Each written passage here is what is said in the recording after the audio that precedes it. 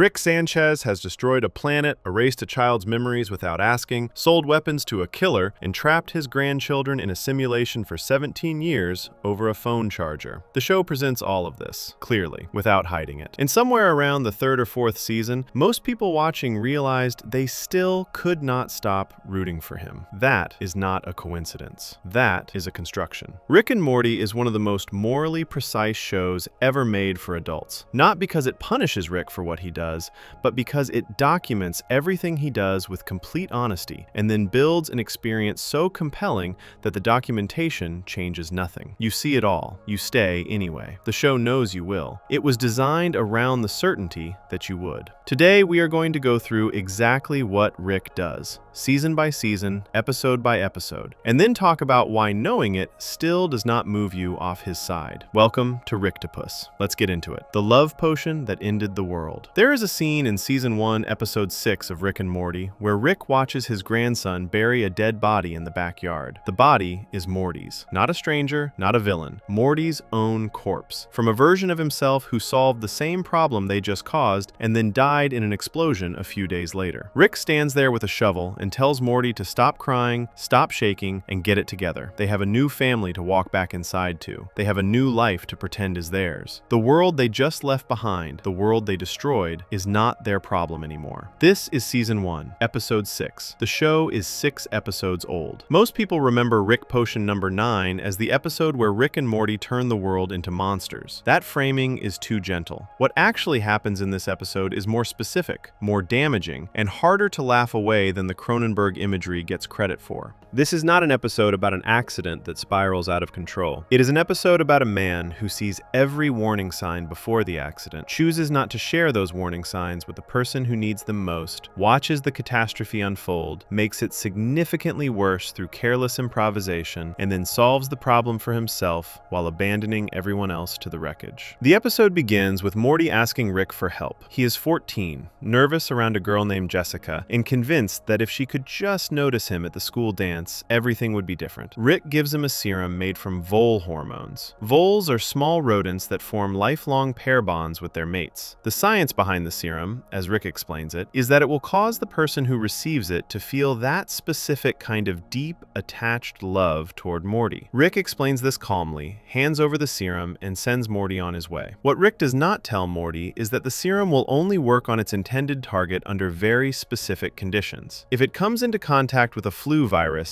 it will mutate, it will go airborne, it will spread to everyone. Rick knows this before handing it over. The show confirms this in the episode itself. There is a moment where Rick begins to explain the flu risk and then stops himself, deciding not to bother. He makes the choice to leave out the most important piece of information Morty needed to use the serum safely. That choice is not an oversight. It is not forgetfulness. Rick weighs the information, decides Morty does not need it, and sends a 14-year-old into a school full of people with an untested biological agent. Jessica has the flu. Within minutes of Morty giving her the serum at the dance, it has latched onto the flu virus and gone airborne. The entire school falls obsessively in love with Morty, then the town, then the state, then the country. The entire planet's population is now biologically driven to pursue Morty in a way that has no off switch, no ceiling, and no mercy. Rick's response is to make an antidote. The antidote uses mantis DNA. It turns every infected person on Earth into a giant praying mantis creature. These creatures now want to mate with Morty and then eat him. Rick makes another antidote. This one turns every mantis person into a Croninberg, a shapeless, fleshy,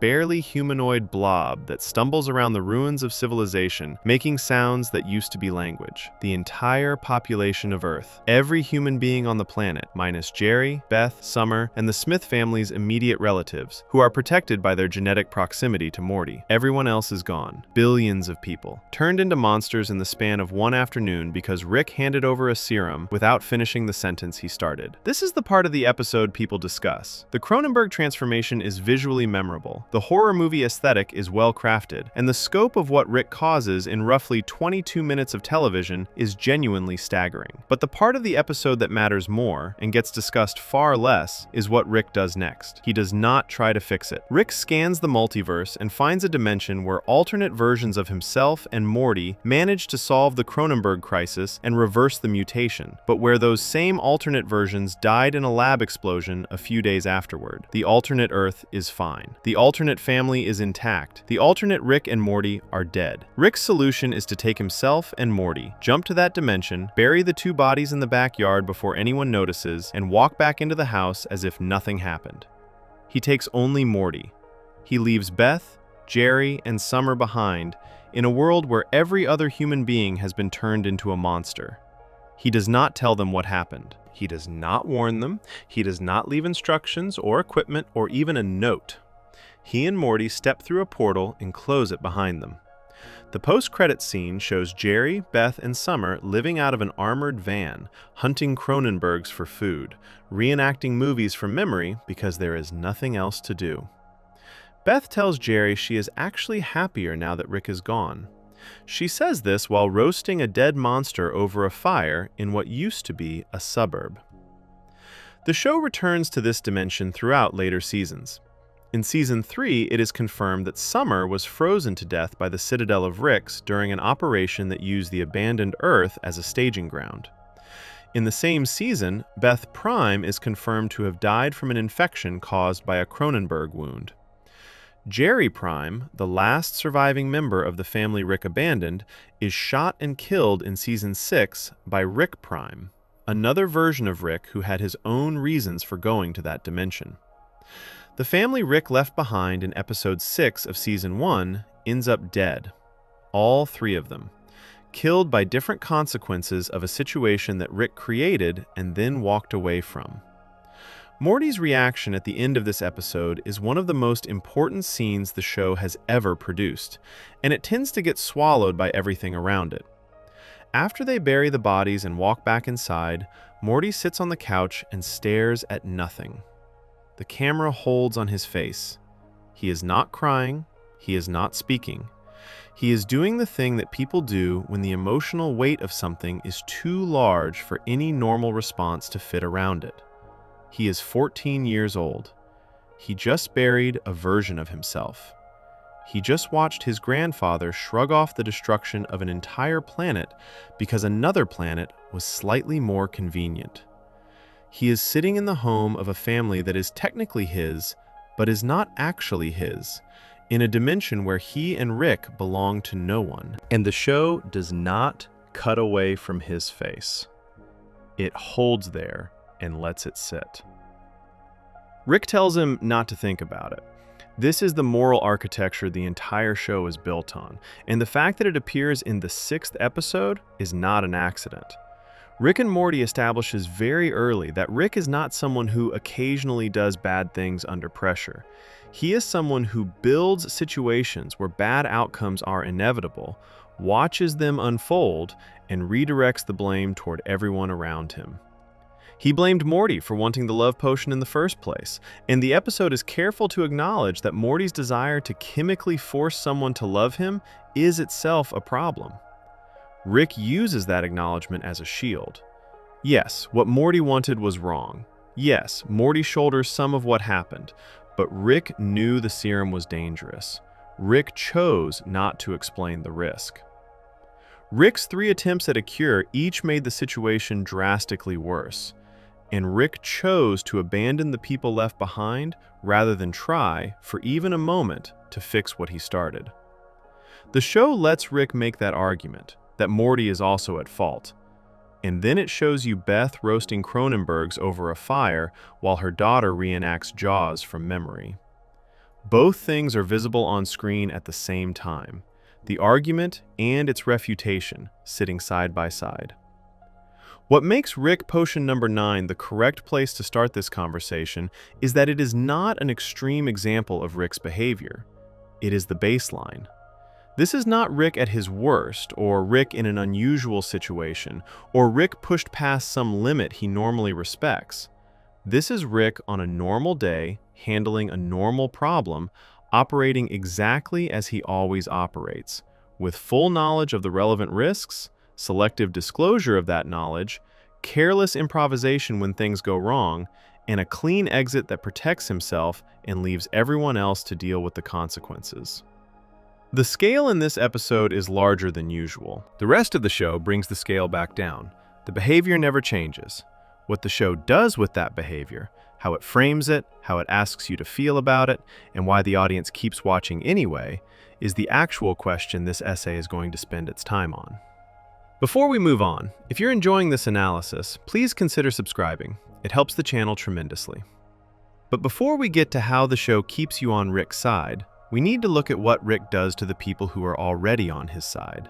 Not strangers, not alternate universe versions, the people who have chosen to be near him, who love him, who come back every time. Because there is a Season 2 episode that makes an argument so precise about what Rick does to those people that it had to write a character specifically capable of saying it. A character who could love Rick the way only a being with an entire planet's worth of voices ever could, and who still found it easier to leave than stay. Section 2. The Memory Room. Somewhere underneath Rick's garage, behind a door Morty has never been shown, there is a room full of glass tubes. Each tube holds a memory. Not a recording of a memory, not a file, not a backup. An actual extracted piece of Morty's mind, pulled out and stored in a sealed container the way someone might store leftover food, labeled, organized, accessible whenever Rick wants to look at it. The room is enormous. The tubes go from floor to ceiling. There are hundreds of them, possibly more, and every single one of them was taken from Morty's head without Morty knowing this room existed. Season 3, Episode 8. The episode is called Morty's Mind Blowers, and it is one of the most quietly disturbing things the show has ever done. Not because of the individual memories inside the tubes, though some of those are plenty disturbing on their own, but because of what the room itself proves about the relationship at the center of the show. The room is not a safety measure, it is not a kindness, it is a filing system for a years-long project of making sure that Morty can never form an accurate picture of who Rick actually is. Here is what actually happens in this episode. Morty comes home from an adventure deeply shaken. He looked into the eyes of something called the Truth Tortoise, a creature that grants whoever looks at it knowledge of everything in the universe simultaneously. And the information broke something in his brain.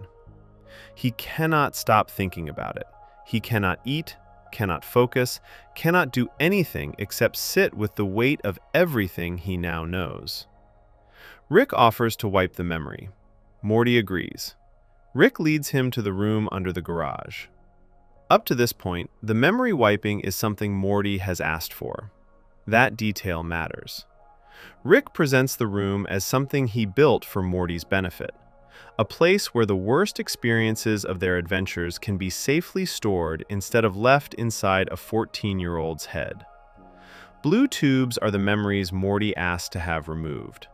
They watch some of them together.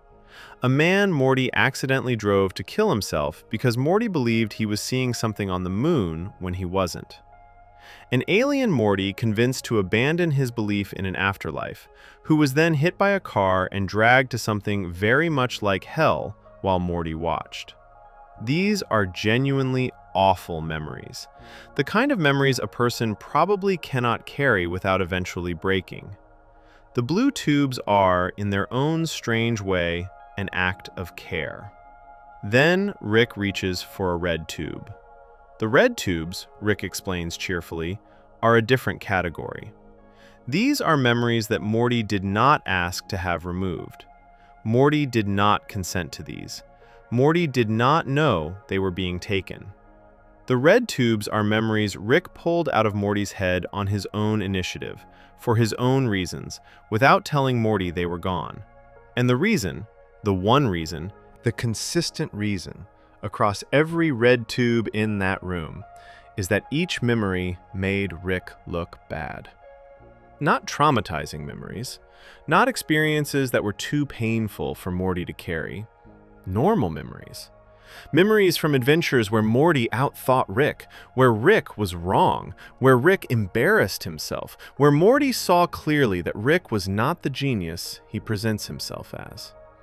A memory of Rick using an incorrect turn of phrase. A memory of Rick crashing badly while skiing.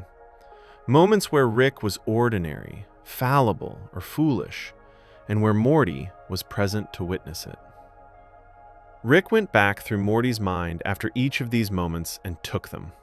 Quietly, without asking, without Morty ever knowing they were gone. This is not a small thing. Think about what it actually means.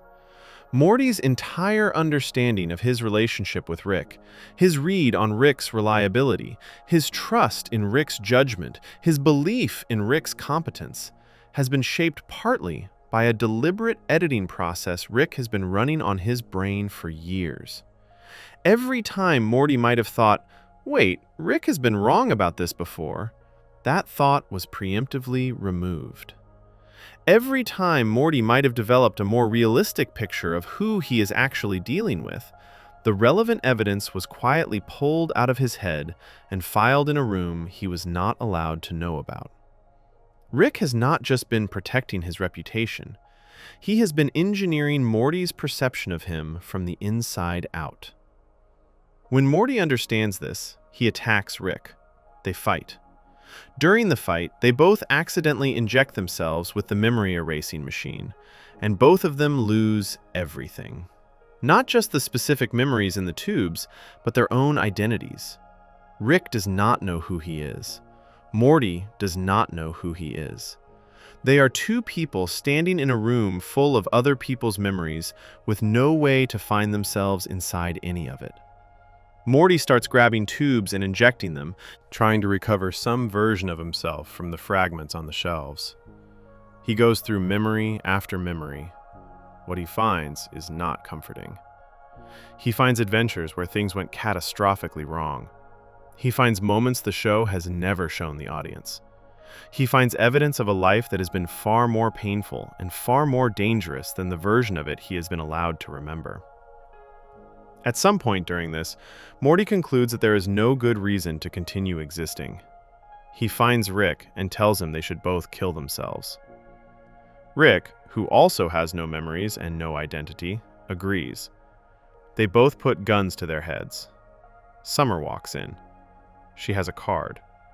The card has been left by Rick, the Rick from before, the one who erased himself, the one who apparently knew this exact scenario was possible because he had prepared for it. The card is labeled Scenario 4. It contains step-by-step instructions for what to do when both Rick and Morty erase themselves and end up in the memory room together without knowing who they are. Summer follows the instructions. She tranquilizes them, restores their memories using specific tubes Rick set aside for exactly this purpose, drags them to the couch in the living room, and sits down to wait. They wake up angry at her. They believe they fell asleep watching television.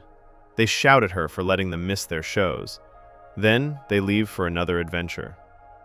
Summer, alone in the room, says one sentence to no one in particular. She says this is the reason they are constantly fighting and behind schedule.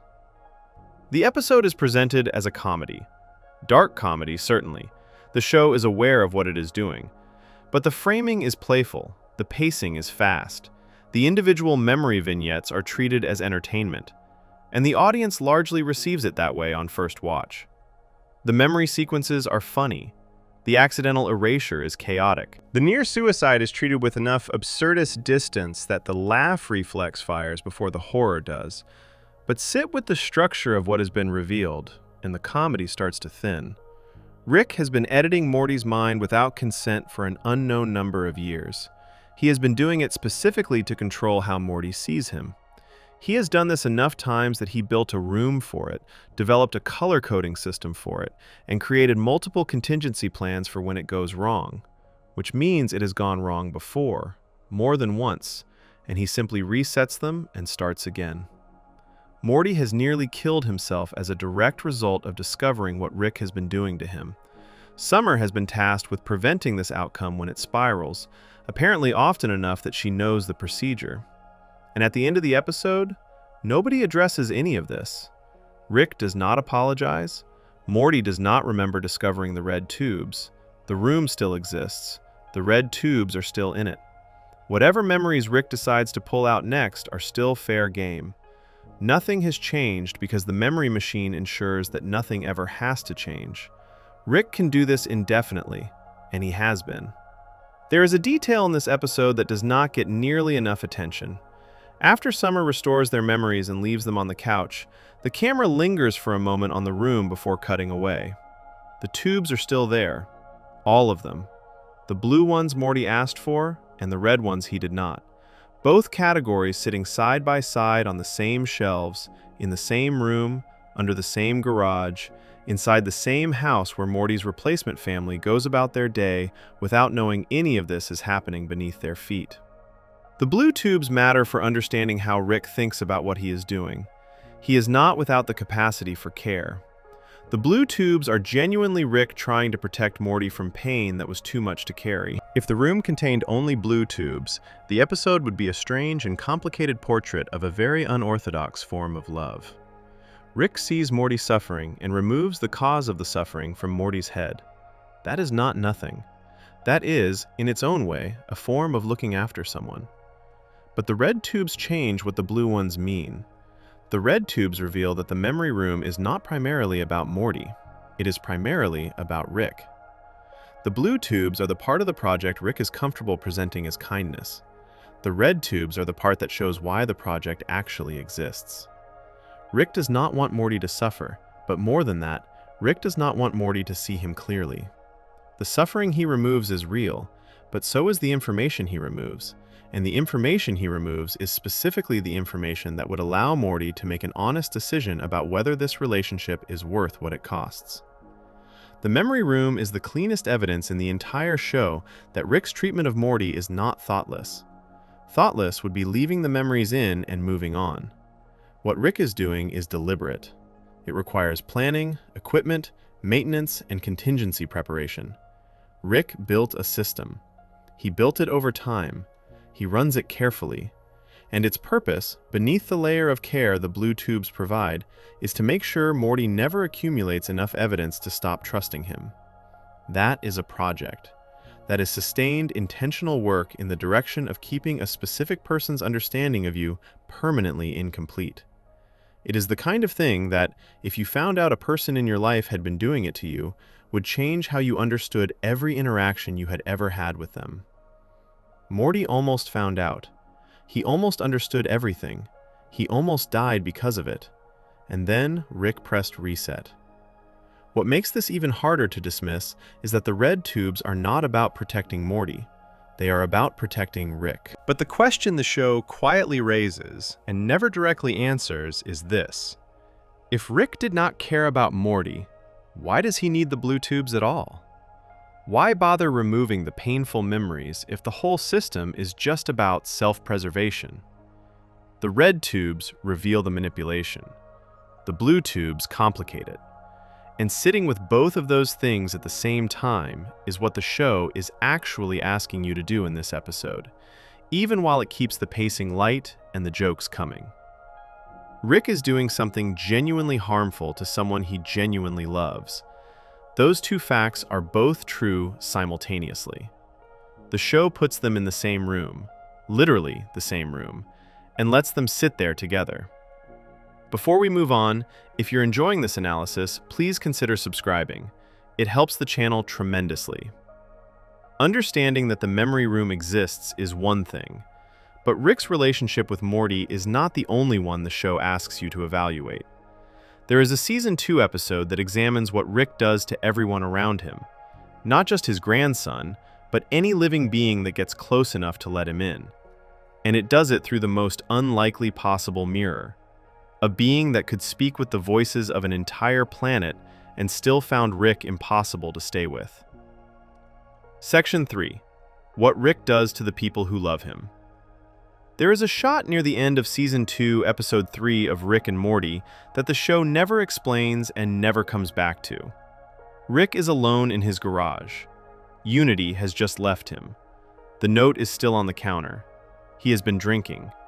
He assembles something on his workbench, a device, constructed quickly, with the focused efficiency of someone who has built things like this before. He tests it on a small creature he had been keeping in the garage. The creature screams and dies. Rick looks at the result.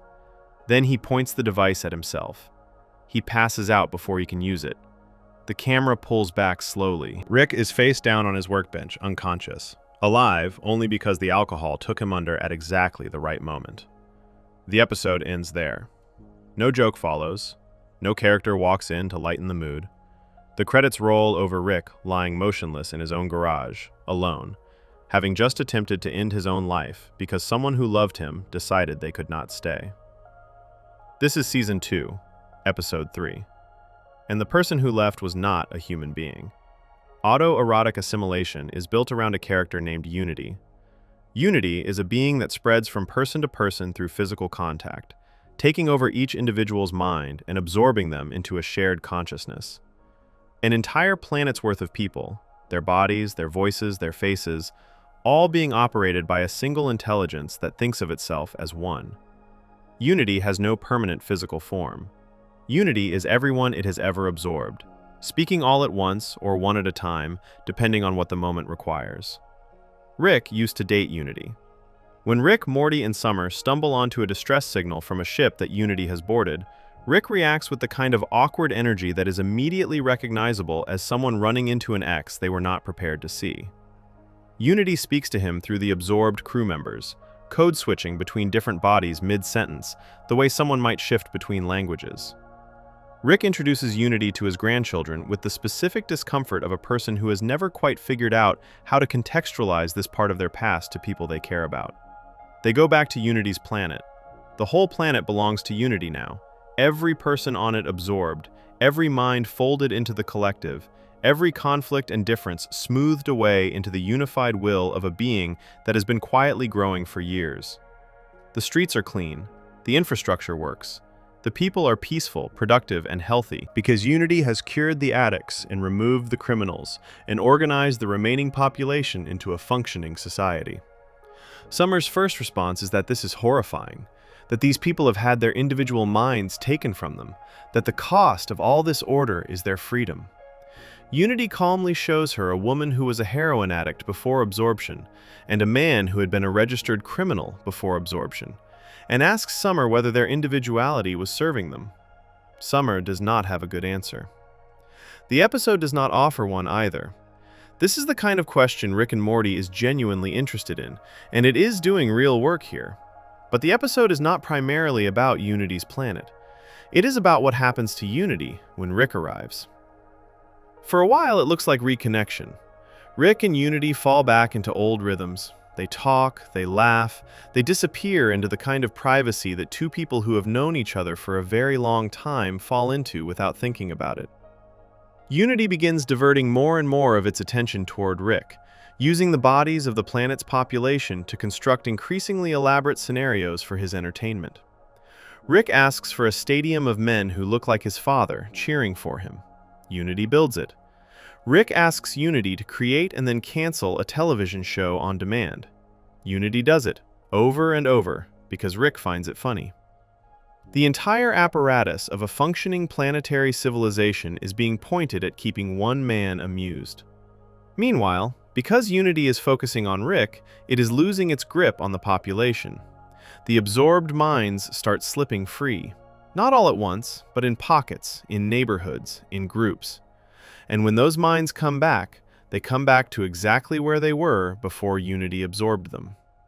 Which means, in the parts of the planet where racial tension had been building before the absorption, the freed inhabitants immediately pick up the conflict where they left off. A full-scale battle breaks out. Morty and Summer get caught in the middle of it. They barely make it out. The casualties are real. The people dying in the streets are dying because Rick needed an audience, and Unity needed to give him one. Summer tells Unity directly, before leaving, that Rick is a bad influence. That Unity was doing something, whatever anyone thinks of what Unity does, that at least had a direction and a purpose, and Rick has derailed all of it within hours of arriving. She tells Unity to take care of itself. Morty, who has seen enough of Rick's adventures to have lost most of his surprise, echoes it. They leave Rick and Unity alone. Unity eventually goes too, not in a fight, not in an argument, through a letter. The letter, read aloud through one of Unity's absorbed hosts, explains the decision with a precision that no other character in the show has ever managed when trying to describe what Rick does to the people around him. Unity tells Rick that when they are together, Unity loses itself. It stops being what it is and becomes an extension of what Rick wants. It tells him that Rick is actually better at what Unity does than Unity is.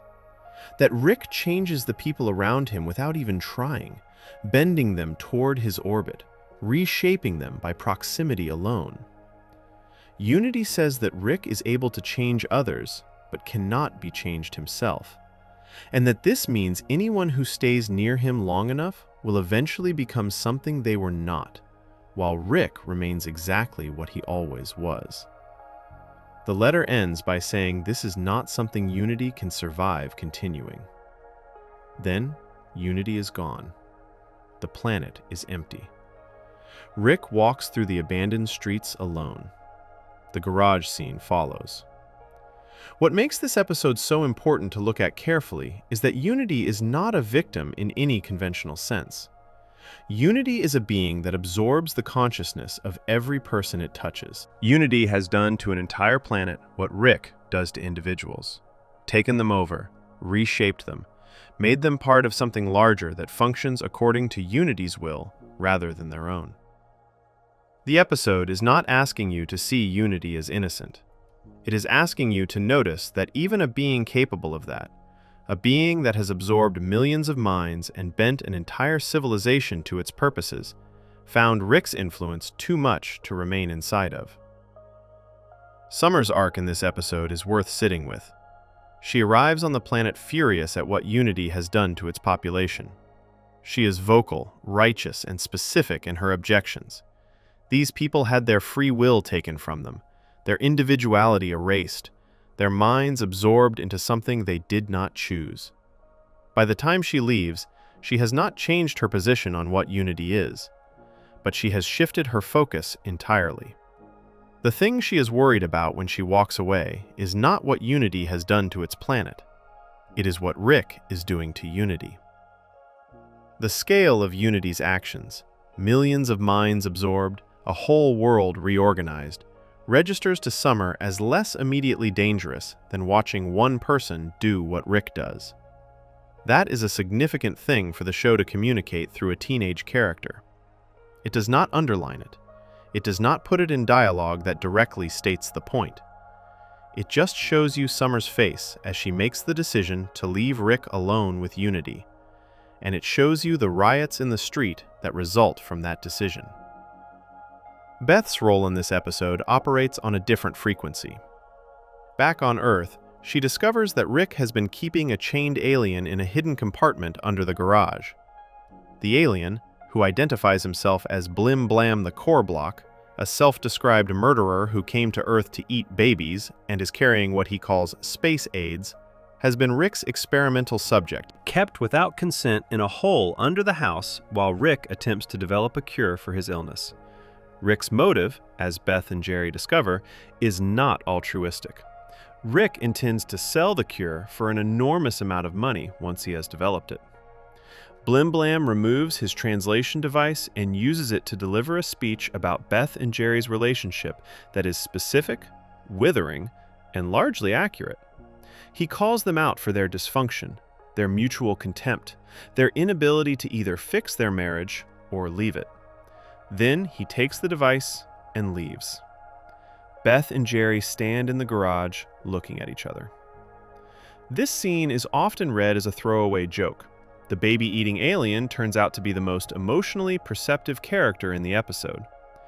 But it is also doing something else. Beth and Jerry discover the alien because Rick chained a living being in their basement without telling them. The hidden alien is not the subject of moral examination in this episode. Rick having chained him there is treated as a footnote. Beth's response to learning her father was conducting medical experiments on a captive creature in a hole beneath her home is to tell him not to do it without consulting her first. Not to not do it, just to ask first. That response tells you everything about where Beth is in her relationship with her father. She has adapted to Rick's behavior so completely that a hidden experimental subject in the basement does not read to her as a deal breaker. It reads as a communication failure. Rick should have mentioned it. He did not. That is the problem, as far as Beth is concerned. The episode closes the loop on this at the very end. Beth watches Rick in the garage from outside the door. She sees the state he is in: drunk, devastated, barely functional. She starts to say something. She stops. She walks back inside without speaking to him. The show does not treat this as cowardice. It treats it as a decision Beth has made a long time ago and has simply continued making. She is not abandoning her father in his worst moment. She is choosing not to confront him in his worst moment, because she has learned, through years of being near him, that confronting Rick rarely produces anything except distance. She keeps the door open by not walking through it. She stays near him by staying silent. This is the relationship Rick has built with his own daughter. She has reorganized her instincts so completely around what he will and will not tolerate that she cannot even check on him after a suicide attempt without calculating the risk of pushing him away. The love is real. The adaptation to his behavior is also real. And the episode shows you both of them at the same time, just like the memory room showed you both the blue tubes and the red ones. Rick ruins a planet's worth of innocent people in this episode by being exactly who he is. He loses someone who loved him in the only way a being of that kind could love anyone. He survives his own suicide attempt by accident, and at the end of it, the person who loves him most, his daughter, watches through a door and decides that the safest expression of care is silence. None of this is framed as tragedy in the traditional sense. The show does not slow down and tell you to be sad. It just lets all of it be true simultaneously, keeps the pacing sharp, and moves on to the next episode. But what Rick does to Unity, and what Unity says in that letter, matters beyond this single episode. Because the letter is not just a description of Rick and Unity's relationship. It is a description of what Rick does to every person or being that stays near him long enough. It is a description of what is happening to Morty in real time, across the entire run of the show. And it was spoken by the only character in the series who ever had the literal voices of millions of people available to explain a single thing, and chose to use all of them to say one thing about Rick. Before we move on, if you're enjoying this analysis, please consider subscribing.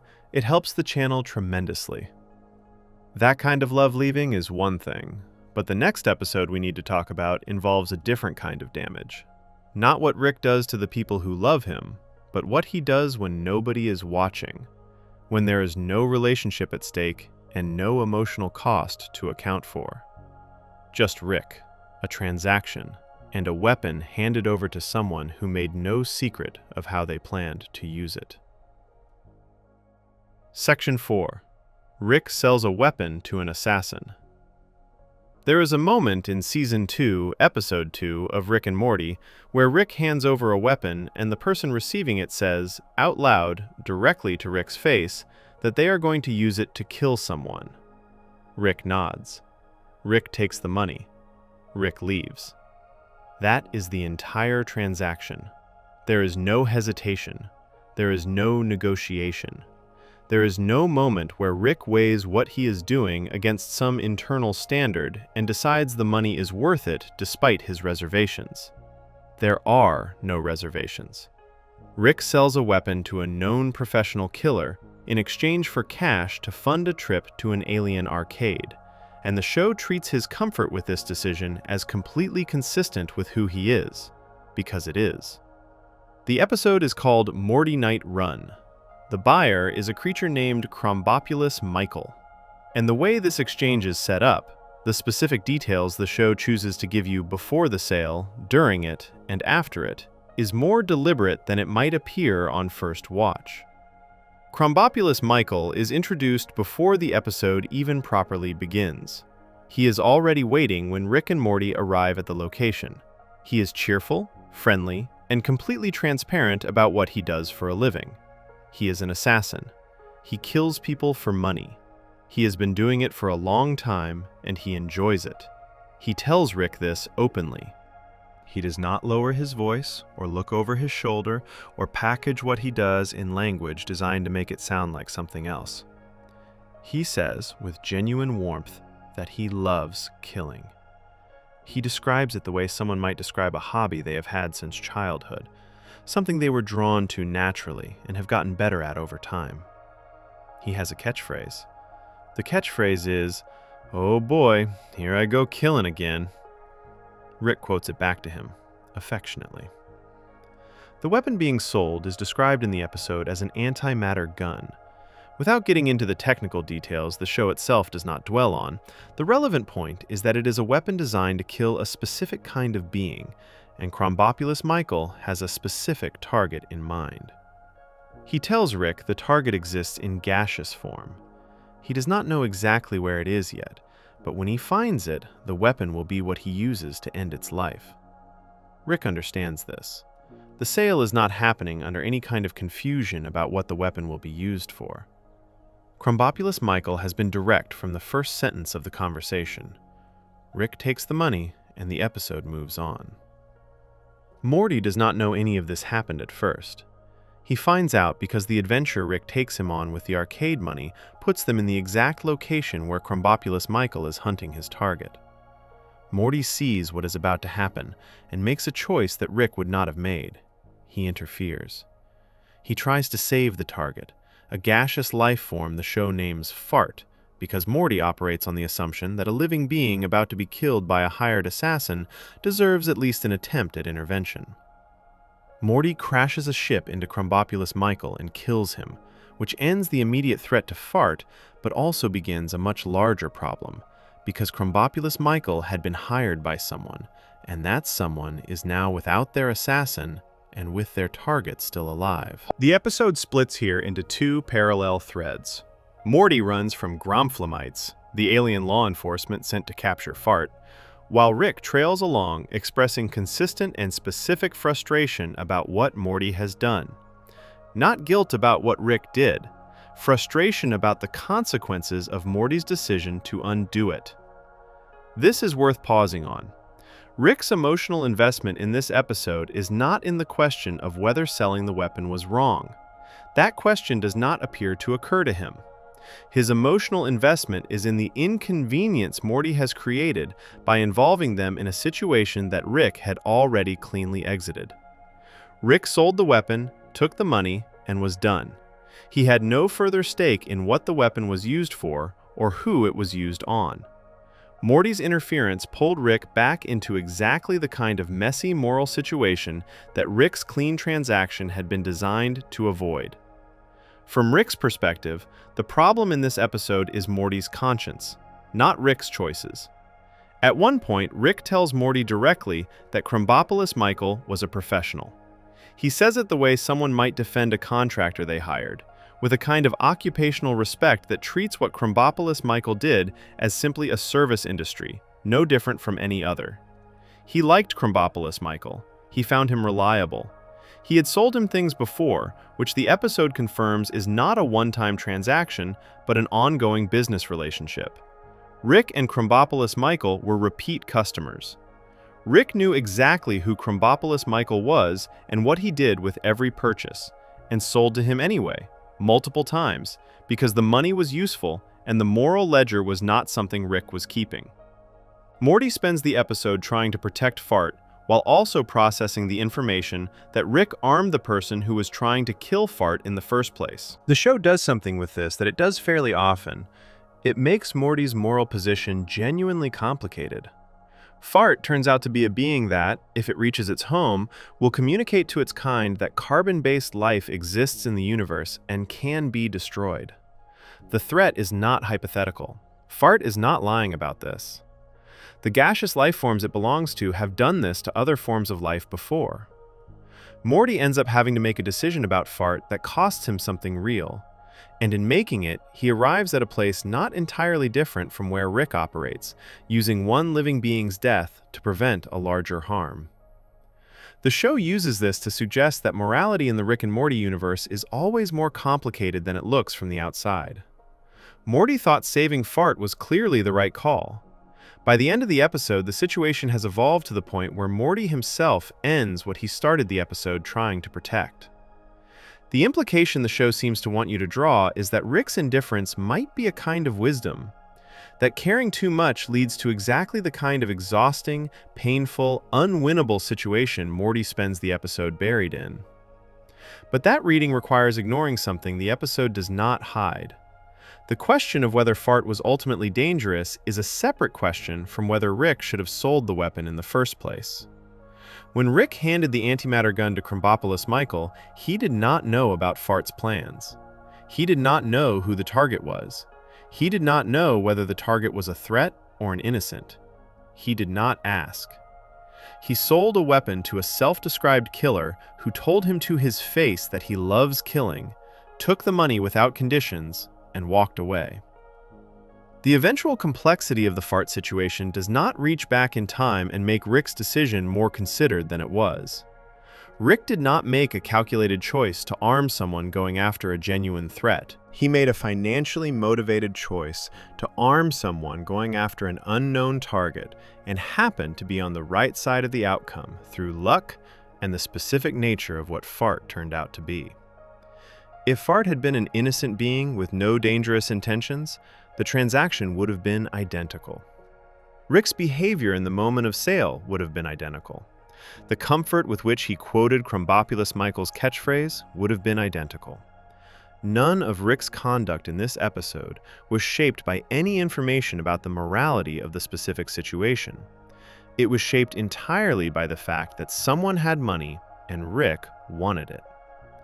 This matters because the show, through Morty's arc in this episode, does the thing it regularly does. It introduces genuine moral complexity into the situation Morty created and uses that complexity to make Rick's original indifference seem less damaging by comparison.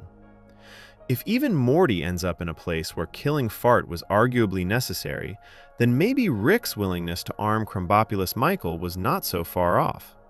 Maybe Rick just understands, earlier than Morty does, that these decisions are never clean.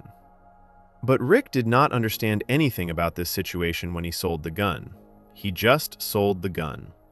The complexity Morty encounters is downstream of a decision Rick made with zero information and zero interest in gathering any. The show regularly uses the messy outcomes of Morty's moral impulses to suggest that having moral impulses is itself naive. What the show is quieter about is that Rick's alternative, total indifference to the downstream consequences of whatever he does for money, is not wisdom. It is just indifference, dressed in the language of a person who has seen too much to be surprised by anything. Crombopoulos Michael is played for laughs in this episode and in the fandom's response to it. He is genuinely funny. The gap between his cheerful demeanor and the content of what he is cheerful about is a classic comedic construction, and the show executes it well.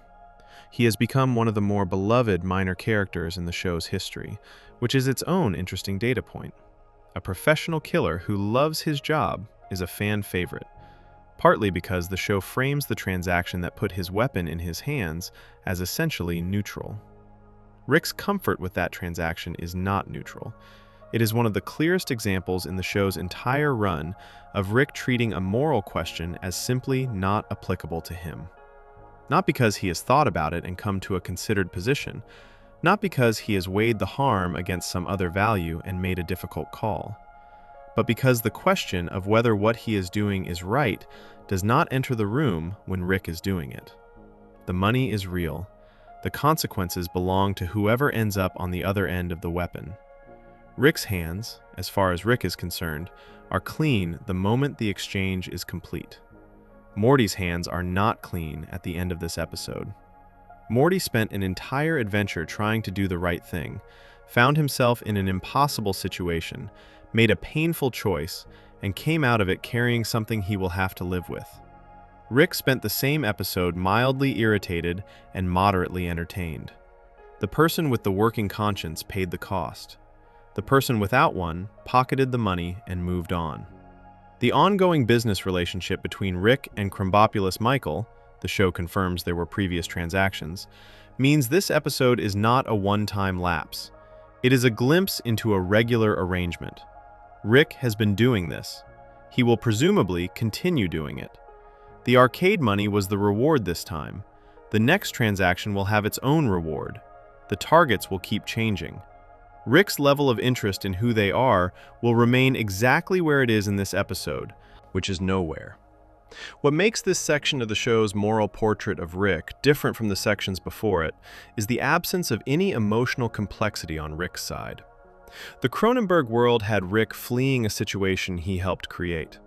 The memory room had Rick performing a version of care while hiding what the care was really for.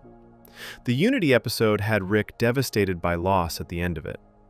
In all of those cases, there was something in Rick that the behavior was costing him, even if he would never say so. Selling the weapon costs Rick nothing. There is no internal conflict visible anywhere in the transaction. There is no moment where the camera catches something in his face that the words are not saying. He is at ease. He is relaxed. He is doing something he has done before and will do again without the slightest friction between what he is doing and how he feels about doing it. That kind of effortless moral absence is different from the tortured behavior the show usually gives him. And it is, in some ways, more honest about what Rick is than any of the more dramatic episodes. The dramatic episodes are complicated. This one is not. This one is just Rick, money, a weapon, and a man who said exactly what he was going to do with it. Before we move on, if you're enjoying this analysis, please consider subscribing. It helps the channel tremendously. But if Rick's coldness in a straightforward transaction is one version of his moral life, there is another version that is harder to explain away, because it does not happen when Rick is calm and in control. It happens when Rick is at his most unguarded, his most unfiltered, his most honest. It happens when Rick is drunk. And the results of what Rick builds when nobody is supposed to be watching are not smaller than what he does when he is paying attention. They are, in some ways, considerably worse. Section 5. Drunk Rick's Death Traps. There is a version of Rick that shows up when the sober version goes to sleep. Drunk Rick does not have the social filters that sober Rick uses to keep the worst of himself contained. Drunk Rick does not perform indifference or hide behind nihilism or carefully manage what he lets other people see. Drunk Rick just does what Rick actually wants to do, without the layer of performance that the waking version maintains.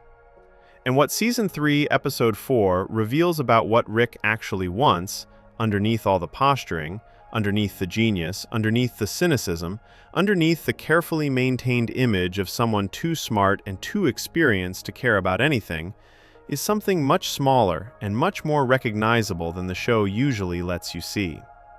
Rick wants to be the most important person in the room. He wants admiration. He wants the people around him to value him above everyone else. And when he believes that someone he cares about admires other people more than they admire him, he becomes dangerous. The episode is called Vindicators 3: The Return of Worldender. Morty has been saving a punch card, a reward from a bet he won with Rick in an earlier episode, which entitles him to choose one adventure in every 10 without Rick being able to argue about it. Morty cashes it in for this one. He wants to go on a mission with the Vindicators, a team of alien superheroes that Morty has clearly idolized for a long time. The Vindicators are roughly what you would expect from that description: a team with a name, a headquarters, matching energy to their assembled lineup, and the kind of mythology around them that makes a kid feel like being near them matters. Morty is excited in a way the show rarely lets him be anymore. He is, briefly, just a teenager who gets to go on a mission with his heroes. Rick is not excited. Rick is not excited in a very specific way that the episode takes its time establishing. He makes it clear, through a series of pointed comments during the briefing, that he does not respect the Vindicators. He interrupts, he corrects them, he dismisses their contributions. He makes jokes at their expense that are not quite funny enough to land as jokes and just read as contempt. Then the episode reveals why. The Vindicators had a second mission, called Vindicators 2 in the show's internal numbering, that Rick and Morty were not invited to. The team decided, after what the episode describes as a personality conflict, that Rick was too difficult to work with and excluded him from the next gathering. 3 members of the team died on that mission. Rick and Morty were not there. Rick has known this for however long it has been since the second mission, and he has been sitting with it since. Being excluded is the thing, not the 3 deaths, not the outcome of the mission, not any practical consequence of being left out. Being excluded by a group that Morty looks up to. Being left out of something that Morty would have been thrilled to be part of. Rick gets blackout drunk at the pre-mission briefing and passes out face down in a puddle of his own waste on the conference table. A janitor named Noob stays behind to clean it up. Everyone else leaves for the mission without Rick. Rick wakes up alone. What happens next is the part of the episode that requires attention, because it is not random destruction, and it is not a prank that went too far. It is meticulous. Sober Rick is a genius, and drunk Rick appears to have access to the same level of intelligence while being completely freed from whatever internal governor keeps sober Rick from acting on every worst impulse simultaneously. Drunk Rick, alone in the Vindicators' headquarters, kills Worldender, the villain the entire mission was built around, along with all of Worldender's guards and staff before the Vindicators even arrive. Then, with the mission already technically complete, Drunk Rick spends the rest of the night building something. He builds a series of rooms. Each room contains a challenge.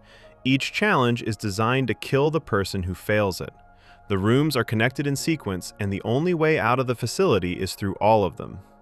Drunk Rick also takes the portal gun, the device that would allow Rick to simply leave at any point, and leaves it in a bathroom on the Vindicator ship before locking the whole system down.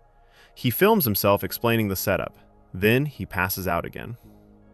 The Vindicators arrive the next morning to find Worldender already dead, Rick unconscious and confused in the first room, and a video screen dropping from the ceiling with drunk Rick explaining the rules. If they leave, they die. If they fail a challenge, they die. The only way out is through. What follows is the show's version of the Saw films, a series of elimination puzzles that drunk Rick designed specifically around his own opinions of each Vindicator's worst qualities. He does not design them to be survivable by everyone. He designs them to expose and destroy. Vance Maximus, the team's leader, voiced by Christian Slater, the one who charmed everyone in the briefing room except Rick, tries to escape through a ventilation shaft rather than face the first puzzle. The traps Rick installed in the ventilation system are precise and thorough.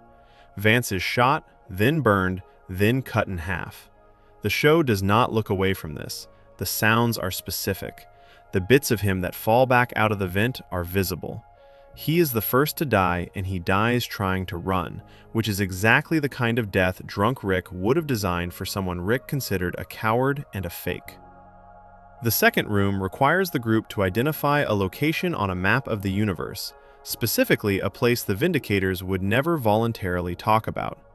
Crocubot, a half-robotic, half-reptile team member, steps forward and gives what he believes is the correct answer.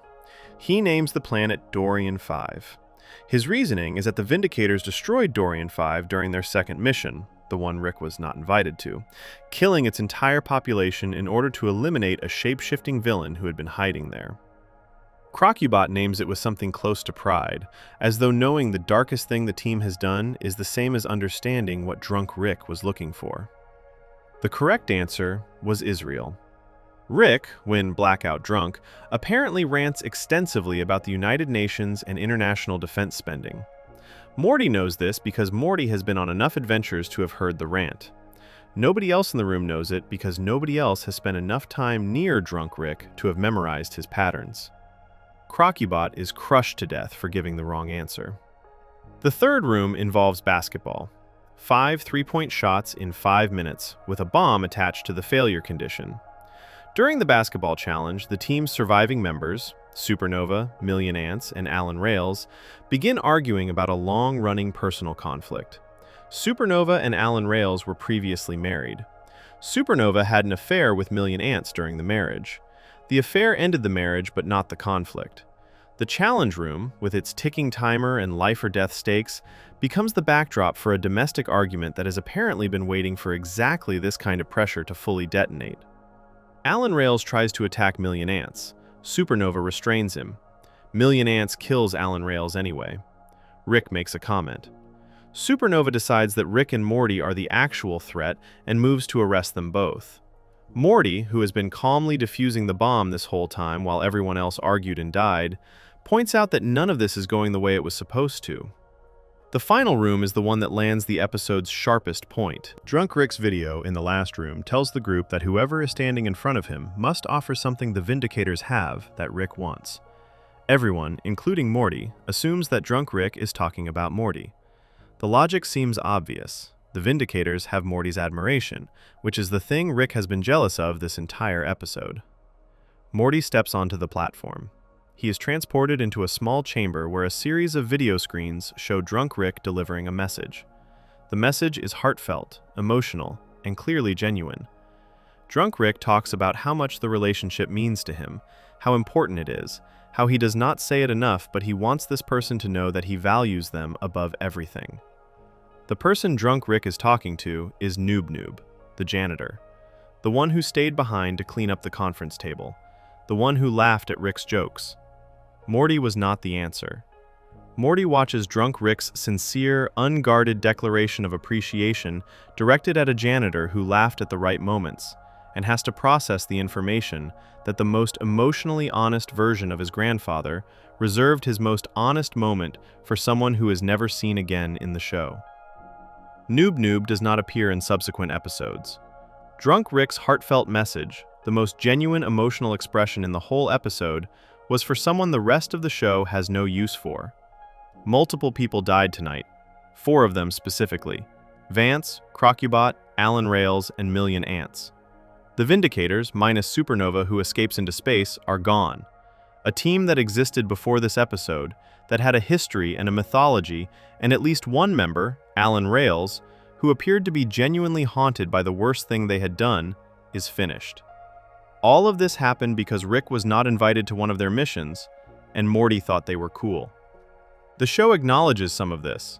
The episode does the thing Rick and Morty does well, which is using the final room's reveal to complicate the moral reading. Drunk Rick's traps were built around real flaws in the Vindicators. Vance was a coward who used Morty's inclusion as a publicity stunt and called him a child to his face. Crocubot was proud of a planetary massacre. Supernova killed her own teammate. The show presents these revelations as validation of Rick's contempt. The Vindicators were not the heroes Morty believed them to be. Rick was right about them. But being right about the Vindicators is not the same as being justified in killing them. Drunk Rick did not build those death traps because he had information about the Vindicators that needed to be exposed for the protection of anyone. He built them because he was excluded and jealous and full of resentment toward people Morty admired more than he admired Rick. The fact that the traps happen to reveal real moral failures in the Vindicators does not transform the motivation behind building them. Drunk Rick did not design a series of rooms that would illuminate the truth about these heroes. Drunk Rick designed a series of rooms that would destroy them, and the truth came out as a byproduct of the destruction. There is a reading of this episode, and it is the reading the fandom most often settles on, where Drunk Rick is the honest Rick, the one who sees people clearly and refuses to let pretenders survive. In this reading, the deaths are a kind of justice.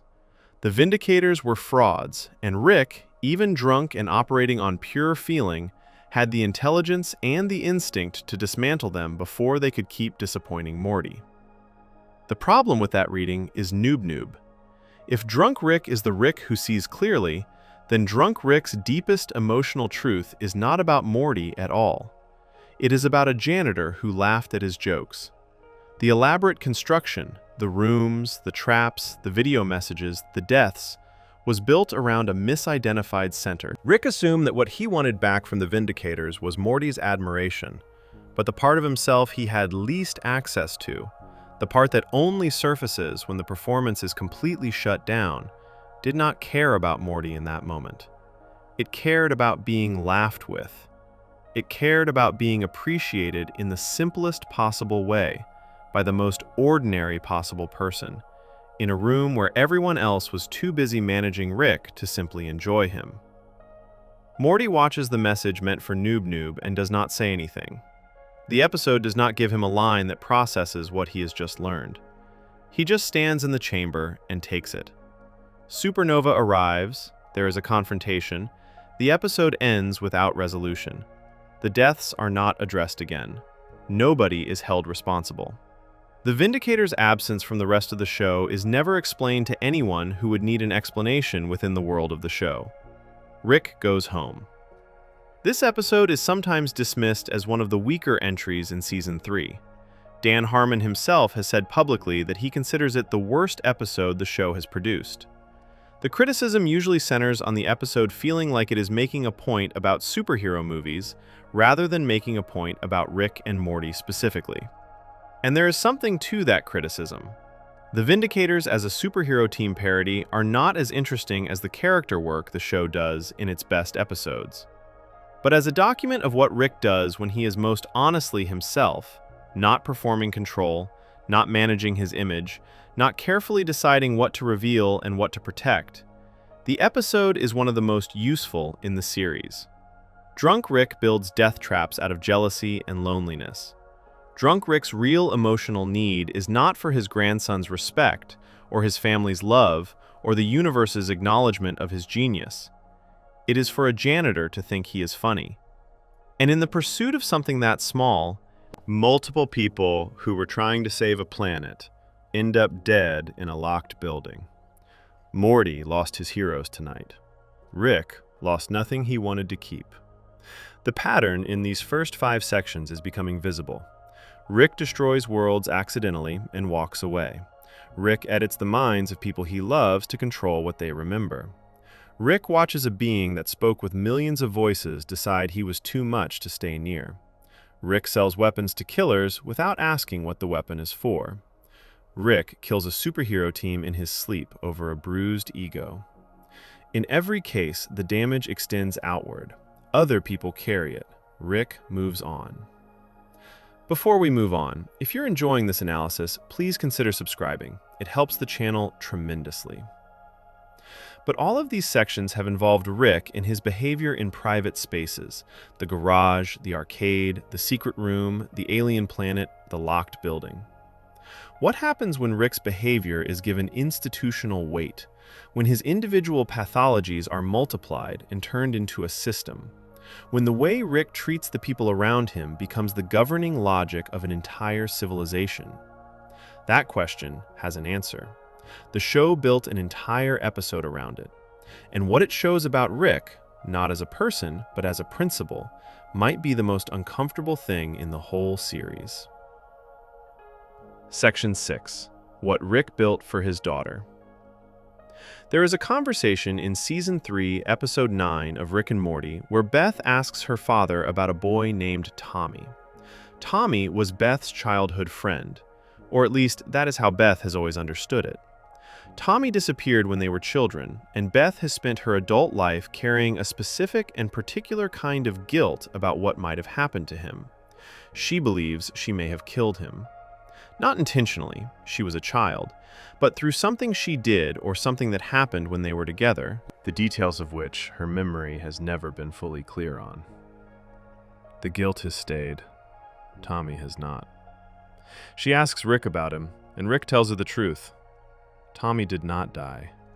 Tommy went somewhere else. Specifically, Tommy went to a pocket dimension that Rick built for Beth when she was a child. A private, imaginary world she could enter and play in, designed by her father to whatever specifications a young Beth considered entertaining. Tommy entered the pocket dimension with Beth at some point during their childhood. Beth left. Tommy did not make it out. He has been there ever since. This is the episode's first revelation, and it is already alarming before the second one arrives. A child was trapped in a pocket dimension for decades because Rick built the dimension in the first place and either did not notice or did not consider it important enough to do anything about? But the second revelation is the one that changes what the first one means. Beth asks Rick what the pocket dimension was like. What did he build for her? What did a young Beth consider worth playing in? Rick describes it carefully. The dimension contained creatures that could be hurt but could not die, beings that existed specifically so that Beth would have something to do things to without permanent consequences. It contained weapons that no child should have access to, designed and placed there by her father so that she would have them available. It was, in the plainest possible description, a space where a child could practice cruelty in a controlled environment. Rick built this for his daughter. He built it to her specifications, which means he sat with her and asked what she wanted. And what she wanted was this, and he built it. He is not horrified when he describes it. He does not frame it as a mistake or a thing he regrets. He describes what he built the way someone might describe an unusual, but ultimately harmless creative choice, with the mild defensiveness of a parent who does not understand why anyone would have a problem with something that made their child happy. Beth's reaction is not the explosion of horror the scene might seem to call for. She takes the information in. She sits with it. And the episode moves forward because there are other things happening. Tommy is still in the pocket dimension, and the question of what to do about him is the episode's main plot. Beth eventually enters the pocket dimension herself to deal with Tommy, who has spent decades alone in a space designed for a child's entertainment and has changed considerably in the time he has been there. But the description of what Rick built stays in the episode the way a splinter stays in a finger, present and uncomfortable even when attention has moved elsewhere. Consider what it means for Beth's character that this was her childhood. Rick was not present for most of it. The show establishes clearly across its entire run that Rick abandoned his family when Beth was young and did not return until she was an adult with children of her own. He was not there for school, for her growing up, for the ordinary accumulation of experiences that form a person. What he was there for, in the limited time he was present, was building her a private space where she could hurt things without consequences. This is the environment that shaped Beth. Not in the sense that Beth is simply the product of one childhood pocket dimension. People are more complicated than that. But in the sense that the specific nature of what Rick offered his daughter when he was present tells you something about what Rick understood his role as a father to be. He did not offer guidance. He did not offer the kind of presence that helps a child figure out what kind of person they want to become. He offered access to a space where the normal rules did not apply, and the things she did to the creatures inside it did not count. The episode ends with a choice that is consistent with everything the pocket dimension scene established. Rick offers Beth a clone. He tells her that he can create a perfect biological copy of her that will stay home, raise her children, and maintain her life as it currently exists, while the real Beth gets to leave. She can go. She can be whoever she wants to be outside of the life she has built. The clone will handle everything else. Beth takes a moment. Then she accepts. Either Beth or her clone, the show deliberately does not tell you which version of Beth remains at the end of the episode, walks back into the house, and the other one leaves to whatever is waiting outside. Rick makes this offer the way someone might offer a glass of water. It is not presented as a drastic or unusual solution. It is presented as a reasonable option that Rick happens to have the technical ability to provide. The fact that the option involves Beth's children potentially being raised by a copy of their mother without knowing she is a copy does not appear to weigh heavily on Rick's assessment of the offer. He is giving his daughter what she wants, the same way he gave her what she wanted when she was a child. The form has changed. The logic has not. What the pocket dimension and the clone offer have in common is that they are both ways of removing consequences. The pocket dimension removed the consequences of Beth's cruelty toward the creatures inside it. They could be hurt endlessly without dying, which means nothing she did in there had any lasting weight. The clone offer removes the consequences of Beth's choices as an adult. She can leave her family without her children growing up without a mother, because the copy will handle that part. Rick's gifts to his daughter, across her entire life, have consistently been gifts that allow her to avoid the weight of her own actions. that is not an accident. Rick lives this way himself. Section 1 of this essay showed Rick abandoning a destroyed world because a better one was available. Section 4 showed Rick selling a weapon and walking away from whatever it was used for. The pattern in Rick's life is the removal of consequence, from himself, from his choices, from the people he loves. What the ABCs of Beth reveals is that this pattern did not start with Rick's recent behavior. He has been building consequence-free spaces for the people closest to him since Beth was a child. He raised his daughter, in the limited way he raised her at all, on the principle that the things you do inside a controlled space do not count. Beth turned out the way the show presents her, capable of love, capable of genuine care, but also capable of a coldness that occasionally surfaces without warning, and unable, even as an adult, to fully hold Rick accountable for what he does. She watched through the garage door when he nearly killed himself in Season 2 and chose not to speak. She discovered the chained alien in the basement and asked him to tell her next time, rather than asking him to stop.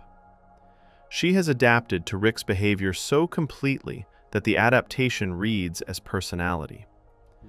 The pocket dimension does not explain all of this, but it is the earliest piece of evidence the show offers for how Beth got here, and who built the environment that got her here first. Rick did not ruin his daughter on purpose. That much the show makes clear. He built the dimension because she wanted it, and he could build it. He makes the clone offer because she seems unhappy, and he can fix the practical part of that unhappiness. The care is real.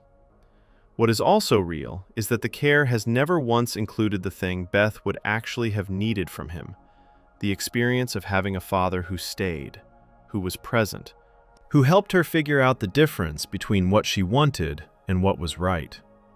He gave her a room full of things she could hurt instead. Before we move on, if you're enjoying this analysis, please consider subscribing. It helps the channel tremendously. What Rick builds for his daughter reveals what kind of father Rick actually is, beneath the rare moments of genuine warmth the show gives him. But the ABCs of Beth is still, at its core, an episode about one family's specific dysfunction. The next section moves away from the personal entirely.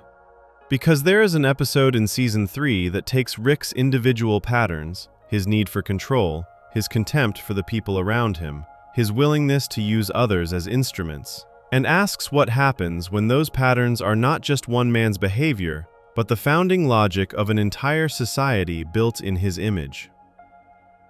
Section 7. Rick would rather commit mass murder than go to therapy.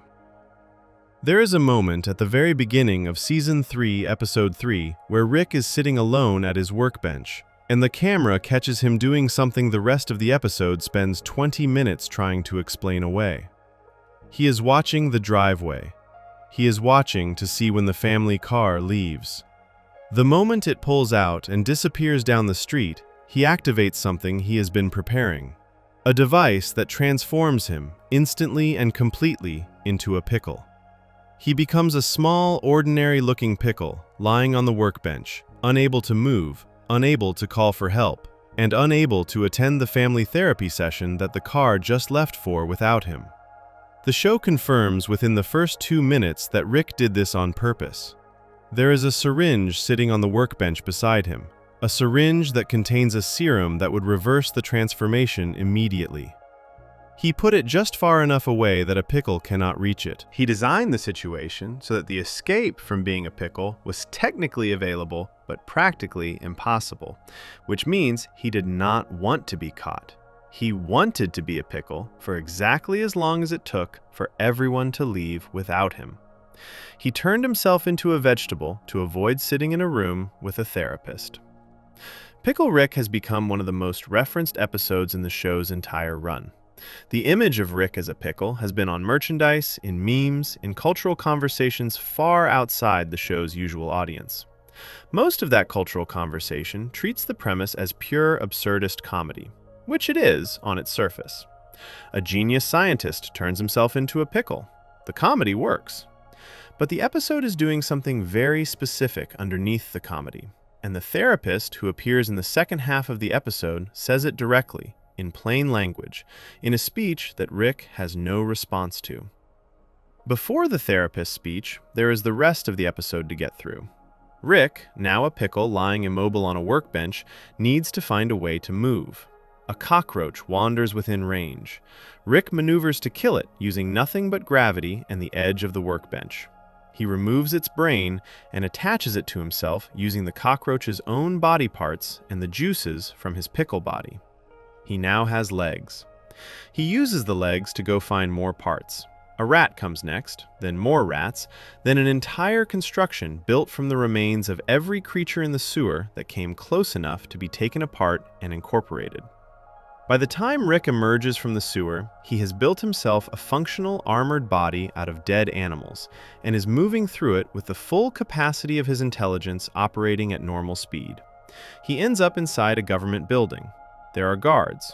Rick goes through them, all of them, efficiently, methodically, with the kind of precision that makes it clear this is not desperate self-defense, but the application of enormous intelligence toward the problem of removing every human obstacle between his current position and the exit. The body count is significant. The show does not dwell on it in a way designed to make you feel the weight of it. The action sequence is fast-paced and visually inventive. But the people Rick kills in this building are real within the world of the show. They had jobs and presumably lives, and they are dead because Rick turned himself into a pickle to avoid therapy and then needed to fight his way out of the consequences. Rick reaches the therapy office where his family is waiting.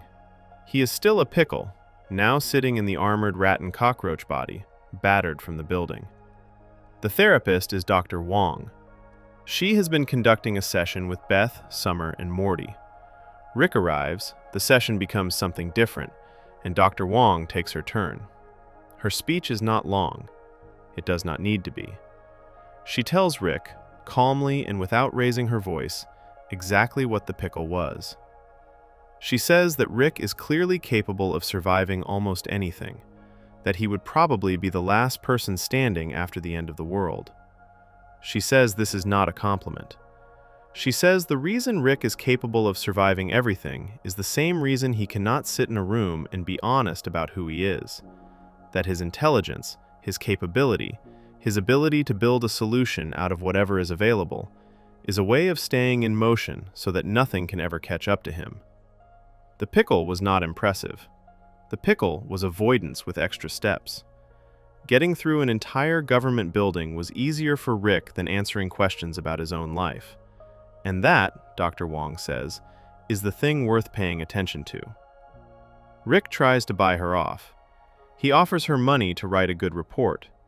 She declines. She is not angry. She is not rattled. She says the offer is consistent with everything she has just described and turns back to the family. The show does not give Rick a comeback. It does not give him a speech that dismantles Dr. Wong's argument. It does not let him be cleverer than she is in this room. He sits there. He takes it. And then the family leaves the office, and the moment passes without resolution. Because Rick's response to being accurately diagnosed is not to change. It is to wait out the discomfort and return to his regular life the moment the door is open. The moral center of Pickle Rick is in the gap between what Rick is willing to do and what he is not. He is willing to kill dozens of people. He is willing to engineer a functioning body out of dead rats. He is willing to fight through an entire government facility alone, in a body he built from scratch, while technically still a vegetable. He is not willing to sit in a room and answer honest questions about why he is the way he is. The scale of what Rick will do to avoid being known is the point. The people in the government building are collateral damage to Rick's avoidance behavior. They are not enemies. They are not threats to anyone Rick cares about. They are people who happen to be between Rick and the exit from a situation he created entirely by choosing a pickle over a conversation. Their deaths are the downstream cost of Rick's refusal to engage with a therapist, and the episode makes sure you see them even while it makes the action sequence entertaining enough that the laugh response fires alongside the horror rather than instead of it. This is the technique Rick and Morty uses more consistently than almost any other animated show. It makes you enjoy watching Rick do something. Then it shows you what the thing actually was. Then it lets both experiences sit in you simultaneously and does not tell you how to resolve them. You laughed at the rat armor. Dr. Wong explains what the rat armor was actually about. Now you are holding both things at once, and the show has moved on. Beth's reaction to Dr. Wong's assessment is its own quiet section of this episode. Dr. Wong speaks to Beth too, not just Rick. She tells Beth that the reason Beth cannot hold her father accountable is tied to her own need for his approval. That Beth has organized so much of herself around the goal of not losing Rick that she has lost track of what it would mean to hold him to any standard at all. Beth does not argue with this. She sits with it, the same way Rick sat with his part of it. Then she leaves with her father, and the session ends. The pickle transformation cost Rick nothing he could not replace. It cost the people in that government building everything. It cost Morty and Summer and Beth another session in a therapist's office processing the fact that the man at the center of their family treats self-preservation and avoidance as the same project. It demonstrated, as cleanly as anything in the show's run, that Rick will escalate to almost any level of destruction rather than slow down long enough to be examined. Dr. Wong gets the last real word in this episode, not Rick. The smartest man in the universe sits in a therapist chair and has nothing to say to a person who simply described what she saw. That silence is the most honest moment Rick has in the entire season, and the show earns it by spending the first act making you root for the pickle. Before we move on, if you're enjoying this analysis, please consider subscribing. It helps the channel tremendously. Rick as an individual is one level of this problem. What happens when you multiply him? When you take everything Rick is and build it into a society where thousands of versions of him run the world, and everything beneath them is organized to serve them, turns out to be far darker than anything one Rick can accomplish on his own. Section 8. The Citadel shows what Rick looks like at scale. Season 3, Episode 7 of Rick and Morty does not feature Rick C-137 and Morty C-137 in any meaningful way. They are mentioned briefly at the start. They went somewhere else, the episode will not be following them. And then the show spends its entire runtime somewhere different, with different people, building a portrait of something the earlier sections of this essay have only been able to show in pieces. The episode is called The Ricklantis Mix-Up, though it is more commonly known by its alternate title, Tales from the Citadel. And what it shows is what happens when everything Rick is, every pattern, every instinct, every way he relates to the people around him, is not contained in one person, but is instead spread across thousands of people and turned into the foundation of a civilization. The Citadel is a place built by Ricks, not one Rick, hundreds of them, from different dimensions, different timelines, different versions of the same fundamental person working together to create a place that exists outside the reach of any single universe's rules or authorities. The idea behind it, as the show has established in earlier episodes, was safety, a place where Ricks could exist without interference. What it became, by the time this episode visits it, is something that tells you exactly what safety looks like when Rick is the one deciding what it means. The Citadel runs on a class system. At the top are the Ricks, scientists, administrators, business owners, police officers, decision-makers. At the bottom are the Mortys. Morty workers staff the factories. Morty students attend schools that are designed to keep them manageable rather than educated. Morty officers in the police force are paired with Rick officers who hold the real authority. There is a political candidate running on a platform of Morty equality, which means equality is not the current condition. It is a campaign promise, which means the people making that promise also designed the system that made it necessary. The episode follows several separate storylines running at the same time, each one showing a different corner of the Citadel society. Together, they build a complete picture. Two Morty police officers are paired together and sent on patrol. One of them is new, idealistic, and still believes that doing the job well matters. The other is older, tired, and has already figured out what the job actually is. Over the course of their shift, the older Morty shows the newer one how it works. how Ricks are handled differently than Mortys when something goes wrong, how the system that is supposed to provide safety and fairness actually provides those things selectively, based on which version of which person is involved. A Rick causes a problem. The Rick is managed carefully. A Morty causes the same problem. The Morty is not managed carefully. The newer Morty watches this happen in real time and has to decide what to do with what he has just seen. He makes a choice at the end of his shift that the episode presents without comment, leaving the weight of it sitting with the viewer. Two young Ricks attend what is essentially a school for Ricks that did not develop in the expected ways. Ricks whose intelligence did not follow the usual path. Ricks who feel out of place in a society built on the assumption that being a Rick means being a specific kind of genius. They find a room in an abandoned part of the Citadel that contains something unexpected. A small piece of genuine warmth, evidence that someone before them had found something worth caring about in this place. The show does not let this last. It ends the way things end in a society where the infrastructure is built on contempt. A simple Rick factory runs an operation where a Rick is kept in a machine that harvests the chemical produced in the brain when a person experiences genuine happiness. The Rick inside the machine is looped through the same happy memory over and over, a memory of a real moment with his family, and the substance his brain produces during that loop is extracted and used as flavoring for a wafer sold throughout the Citadel.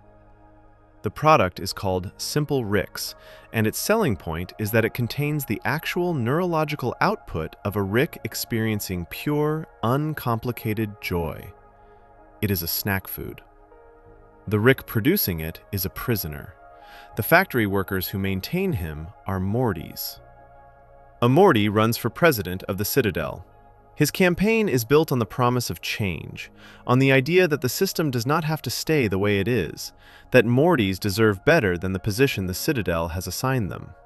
He is charming, persuasive, and speaks to genuine grievances that the episode has been showing you in every other storyline. He wins, and the final sequence of the episode reveals that the winning candidate is Evil Morty, the same Morty who appeared in earlier seasons, who has been operating a long-running plan of his own, and who has just legally obtained control of the most powerful Rick-run institution in the multiverse through an election.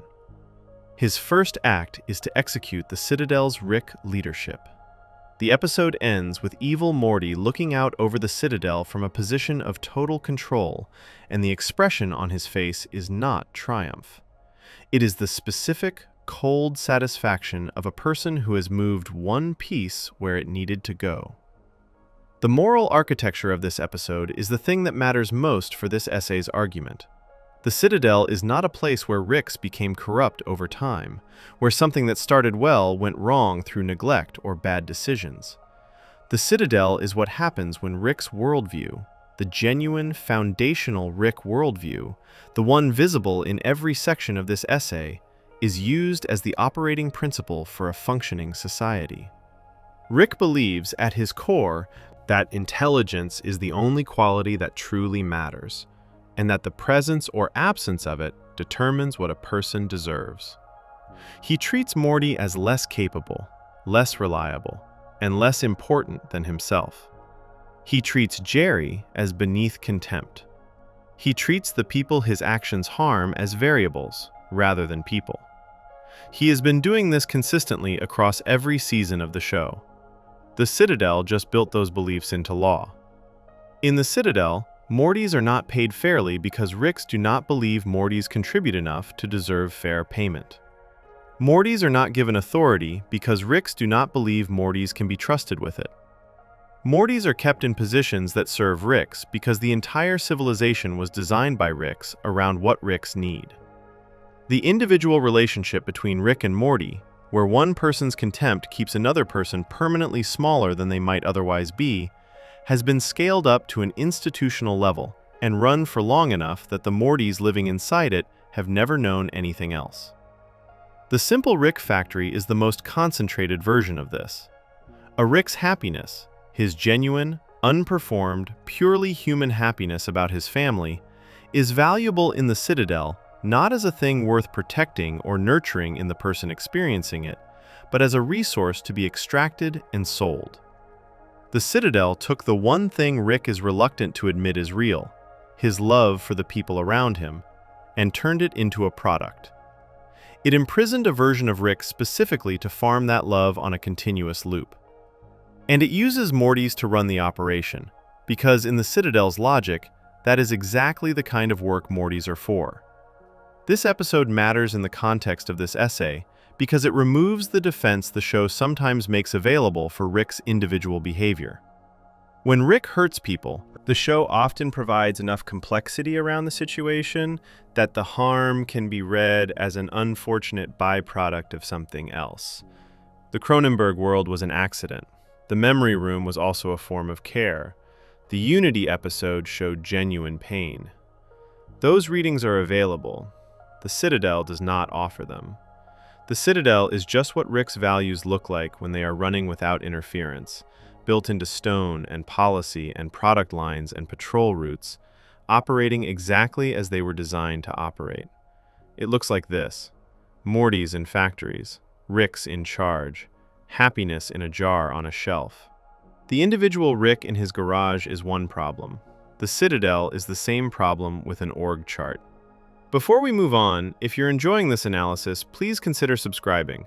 It helps the channel tremendously. But the Citadel is a society. It is abstract in the way that systems are always a little abstract. You can see the effects without always being able to point at one person and say, this is the one who made this choice.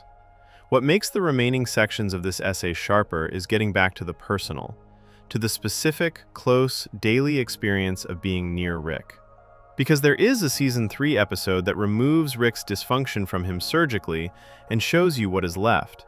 And what that episode reveals about which version of Rick is actually the more dangerous one will change how every previous section reads. Section 9. Rick's toxic side is what sober Rick actually is. Season 3, Episode 6 of Rick and Morty opens with Rick and Morty returning from an adventure that the show does not fully show you. Whatever happened out there was bad enough that both of them are visibly falling apart by the time they get back. Rick is shaking. Morty is curled in the seat of the ship, making sounds that are not quite crying, but are not quite anything else either. They are in the kind of state that usually takes years of difficult experiences to produce, and they got there in what appears to have been a single trip. Rick finds a solution immediately. There is a spa, an alien spa, operating on technology that does not exist on Earth, that offers a specific service. It will remove everything toxic from a person's body and mind, separate it out, and leave behind only the clean version. Rick books them both in. The procedure works. They walk out lighter, calmer, and more functional than either of them has been in a long time. The toxic versions of Rick and Morty are deposited in a sealed containment unit at the spa, as the standard procedure requires. They are supposed to stay there. They do not stay there. The episode is called Rest and Ricklaxation, and what it does with its premise is more precise and more unsettling than it initially appears, because the show takes enormous care to show you both versions of Rick running in parallel, the healthy one and the toxic one. And by the end of the episode, the picture it has built is not the one the premise seems to promise. Healthy Rick, in the hours after the procedure, begins to change. He becomes warmer. He is more present with the people around him. He apologizes to Morty for things he has never acknowledged before. He is attentive, considerate, and emotionally available in a way that sober Rick almost never allows himself to be. If you met healthy Rick without knowing what produced him, you would think you were meeting the best version of the person, the one underneath all the damage, finally able to come through. Then healthy Rick starts working. Without the emotional weight that the toxic version carried, without the guilt, the attachment, the self-doubt, the love, healthy Rick's intelligence has nothing slowing it down. He begins applying himself to financial markets. He identifies patterns in global economic systems that his toxic version apparently always noticed, but never fully acted on, because acting on them meant treating the broader consequences to real people as simply not his concern. Healthy Rick has no trouble doing this. He begins moving money through markets in ways that benefit himself at the expense of systems that other people depend on. He does it cleanly and efficiently, and without the internal friction that the toxic version would have experienced somewhere in the background. He also begins managing Morty differently. Healthy Rick recognizes that his relationship with Morty is, from a purely practical standpoint, inefficient. Morty's emotional needs take up time. His moral objections slow things down. His presence in Rick's life is something the toxic version of Rick needed deeply, in the complicated way that the Memory Room and the Unity episode and every section of this essay so far has been pointing toward. But healthy Rick does not have that need anymore. The toxic version was extracted. The need went with it. Healthy Rick begins distancing himself from Morty with the calm, businesslike manner of someone reorganizing their schedule. Meanwhile, Toxic Rick and Toxic Morty have escaped the containment unit at the spa. Toxic Morty is every insecurity and fear and self-doubt that Morty carries, a version of him that is so overwhelmed by his own anxiety that he cannot function, weeping and panicking and completely unable to get through a single moment without falling apart. He is not dangerous, he is just miserable in a concentrated form. Toxic Rick is different. Toxic Rick is not the worst of Rick. He is not cruelty or contempt or coldness. What was extracted from Rick and placed in that containment unit is guilt, attachment. The parts of Rick that register other people as real and worth caring about. The parts that make Rick, despite everything, a person who cannot fully walk away from his family, who goes back, who stays, who built a secret room to protect Morty's mind from its worst experiences, even while using that room for his own purposes. Toxic Rick is everything in Rick that can be hurt. He is a sobbing, desperate wreck, trying to get back to healthy Rick, because separation from himself is unbearable. He is not the monster the word toxic implies. He is the wound. The episode makes this explicit in the way it handles the reunion. When healthy Rick and toxic Rick are eventually recombined, when the procedure is reversed and the two halves are put back together, what comes back is the Rick the show has always had. Not better than healthy Rick, not worse. The Rick who drinks too much and loves his grandson and cannot let go of the people around him, and will also do enormous damage to those same people as part of the same package. The complete version. The one who is only functional because the broken parts are still inside him, pressing back against the capabilities that would otherwise run completely unchecked. This is the episode's argument, stated clearly enough that missing it requires some effort. Rick's toxicity is not what makes him dangerous. It is what makes him livable. Healthy Rick, the version with all the bad parts removed, was on his way to becoming something that operated with total efficiency and zero concern for the cost of that efficiency to anyone else. He was not angry or volatile or self-destructive. He was calm, focused, and moving steadily in the direction of treating every person and system around him as a resource to be used rather than a reality to be respected. The thing standing between Rick's full intelligence and that outcome is the part of him that the spa machine classified as toxic. His love for Morty, his guilt about the things he has done, his inability to fully detach from the people his actions affect. Morty's equivalent is equally important to look at. Toxic Morty, the extracted version, is a creature of pure anxiety and self-doubt with no capacity to function. Healthy Morty, separated from his insecurities, becomes more confident and more capable, and also begins making choices that the toxic version would never have made. He pursues a girl named Jessica with a directness and ease that the real Morty never has. But the episode shows that the healthy version of this pursuit is missing something the normal version always had, which is genuine care about how the other person feels. Healthy Morty is smooth and effective.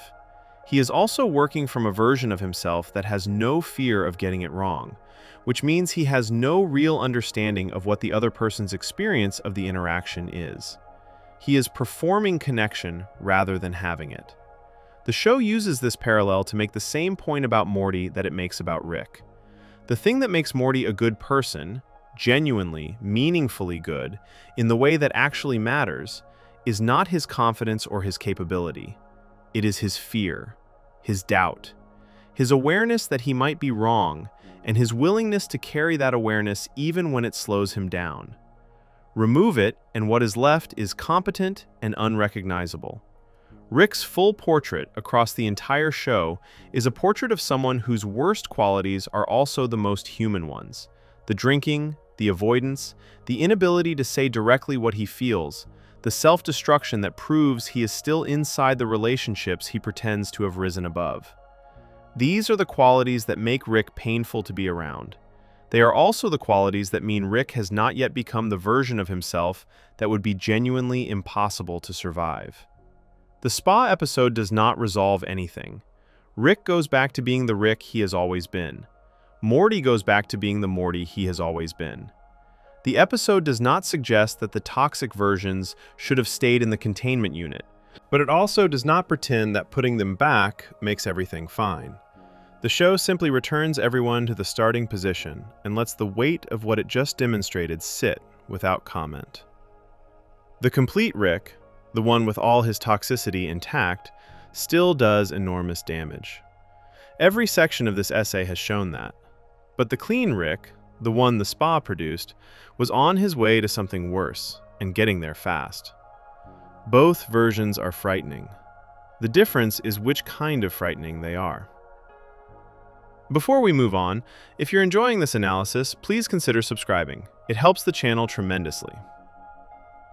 Understanding that Rick is most dangerous when he is most in control brings us directly to the next question this essay needs to sit with, which is what Rick does to Morty specifically, in private, over time, when no single incident is large enough to demand attention on its own. Because there is an episode built entirely around what Rick keeps in a box labeled with Jerry's name. And what that box contains says something about the quiet, daily reality of being the person Rick cares about least. Section 10. Every Jerry memory he's keeping. The post-credits scene of Morty's mind blowers is 12 seconds long. It does not advance any plot. It does not connect to anything that happens in the episode before it.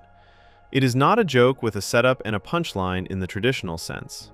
It is a single image held just long enough for the full weight of what it shows to land, and then the episode ends. 12 seconds that reframe everything the memory room established and extend the picture further than the room itself could reach. Jerry wanders into Rick's garage alone. He is doing what Jerry often does, moving through a space that is not quite his, in a house that has never fully felt like his either, looking for something without being entirely sure what it is. He finds a box on a shelf. The box is labeled Jerry's Mind Blowers. Inside the box are VHS cassettes, not glass tubes glowing with extracted memory, not the carefully organized, illuminated vials that fill the room beneath the garage where Morty's memories are stored. Worn, rectangular plastic cassettes, of the kind that people recorded television on in the 1980s and early 1990s. The kind that accumulate in the back of closets and on forgotten shelves. The kind associated with things that are kept not because they are precious, but because no one bothered to throw them out. Jerry's memories, the experiences Rick considered worth extracting and keeping, are stored in the format of something nobody has thought about in decades. The cassette Jerry plays shows him a memory of an alien, a small, frightened creature that ended up in Jerry's car at some point during one of Rick's adventures or operations. The specifics are not given. The memory shows Jerry interacting with the alien in a sequence that closely mirrors the film E.T., where a child hides an alien in their home and tries to help it get back where it belongs. Jerry, in the memory, is clearly trying to help the creature. He is doing his best with a situation he did not create and does not fully understand. The attempt goes wrong. The alien does not survive.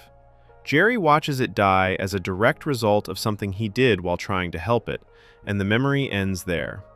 Rick has been watching this. That is the entirety of what the post-credit scene establishes.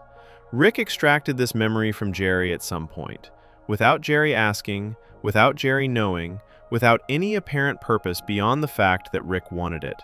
and kept it on a VHS cassette in a box in the garage. The box has a label, which means Rick made the label, which means this was organized. The cassette was not thrown in a drawer and forgotten. It was filed.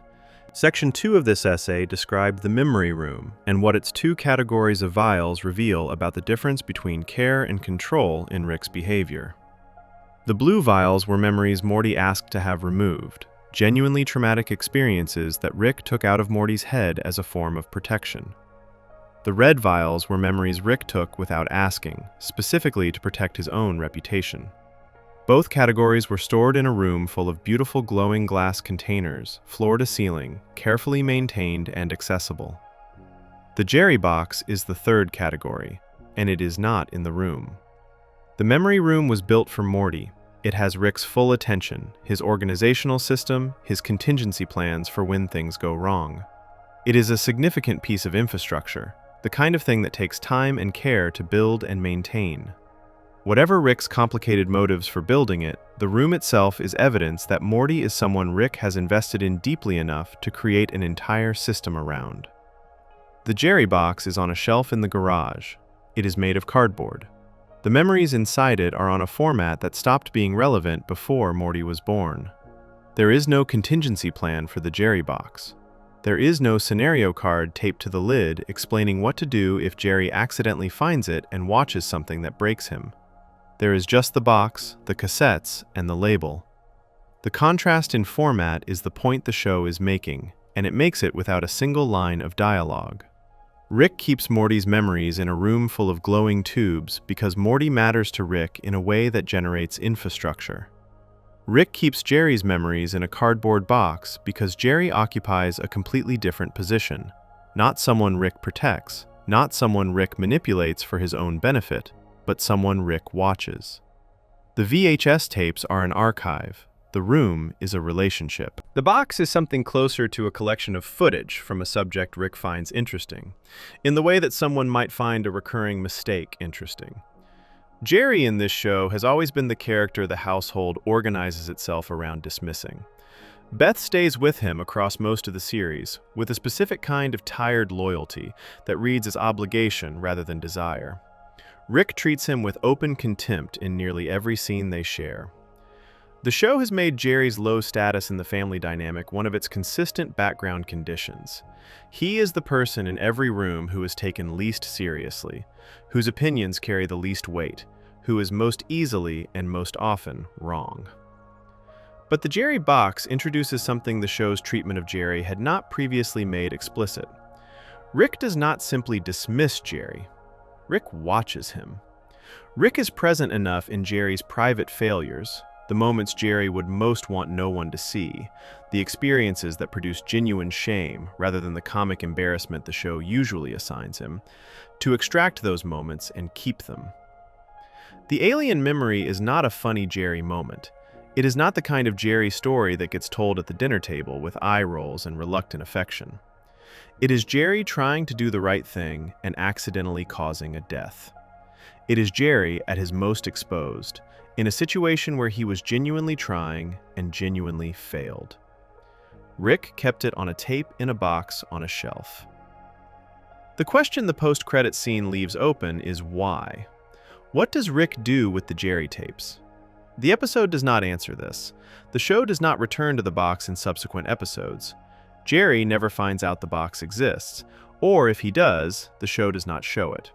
The tapes are simply there, documented evidence that Rick has been collecting Jerry's worst moments for purposes the audience is never told. One reading is that the tapes are entertainment, that Rick, who finds Jerry contemptible, keeps a private record of Jerry's failures, the way someone might save clips of something they find funny to watch again later. The VHS format would support this reading. They are the format of something you play back when you want to revisit it. Another reading is that the tapes are leverage, that Rick, who operates throughout the show with an awareness of what he knows about the people around him and how that knowledge can be used, keeps Jerry's most painful memories available as an option in situations where having documented evidence of Jerry's failures might be useful. Neither reading is comforting. Both are consistent with who Rick is. What the box ultimately shows, more than any specific interpretation of why it exists, is the difference between the people Rick considers worth protecting and the people he does not. Morty gets the room. Morty gets the glowing tubes and the filing system and the contingency plans and the genuine, complicated, deeply mixed-up version of care that runs underneath all the control. Morty gets Rick's full investment, even when that investment is also doing harm. Jerry gets the box. Jerry gets watched. Jerry gets his worst moments kept in a format that communicates exactly how much weight those moments carry with the person keeping them. The show never asks you to feel sorry for Jerry in this scene. It does not frame the discovery as tragic or the box as evidence of cruelty in the way it might if this were a different kind of story. Jerry watches the tape. The screen goes dark. The episode ends. The comedy of it, Jerry stumbling onto a box of his own humiliations, stored on obsolete technology in a garage he is barely allowed to be in, lands before the darker implications do. But the darker implications are there. They were always there. The box just makes them visible. Before we move on, if you're enjoying this analysis, please consider subscribing. It helps the channel tremendously. Rick does not treat the people around him the same way because he does not see them the same way. He never has. Understanding that distinction between who Rick protects and who Rick watches makes what comes next even harder to set aside. Because the final sections of this essay are not about what Rick does to Jerry or Morty in individual moments. They are about what Rick does to Morty as a sustained, ongoing practice across years, using technology that should not be casually applied to a child as a disciplinary tool. And the most recent seasons of the show make clear that none of this has changed. The damage has simply found new forms. Section 11. What Rick does to Morty when he's annoyed. Season 8, Episode 1 of Rick and Morty is called Summer of All Fears. It is not a dark episode in the way that the earlier sections of this essay have been dark. It does not involve the destruction of a world or a room full of stolen memories or a suicide attempt in a garage. It is, by the standards the show has established across 8 seasons, a relatively contained story. Rick is annoyed about something small. Rick does something about it. Things go wrong. By the end of the episode, the situation is resolved and everyone goes home. The small thing Rick is annoyed about is his phone charger. Morty and Summer have been taking it.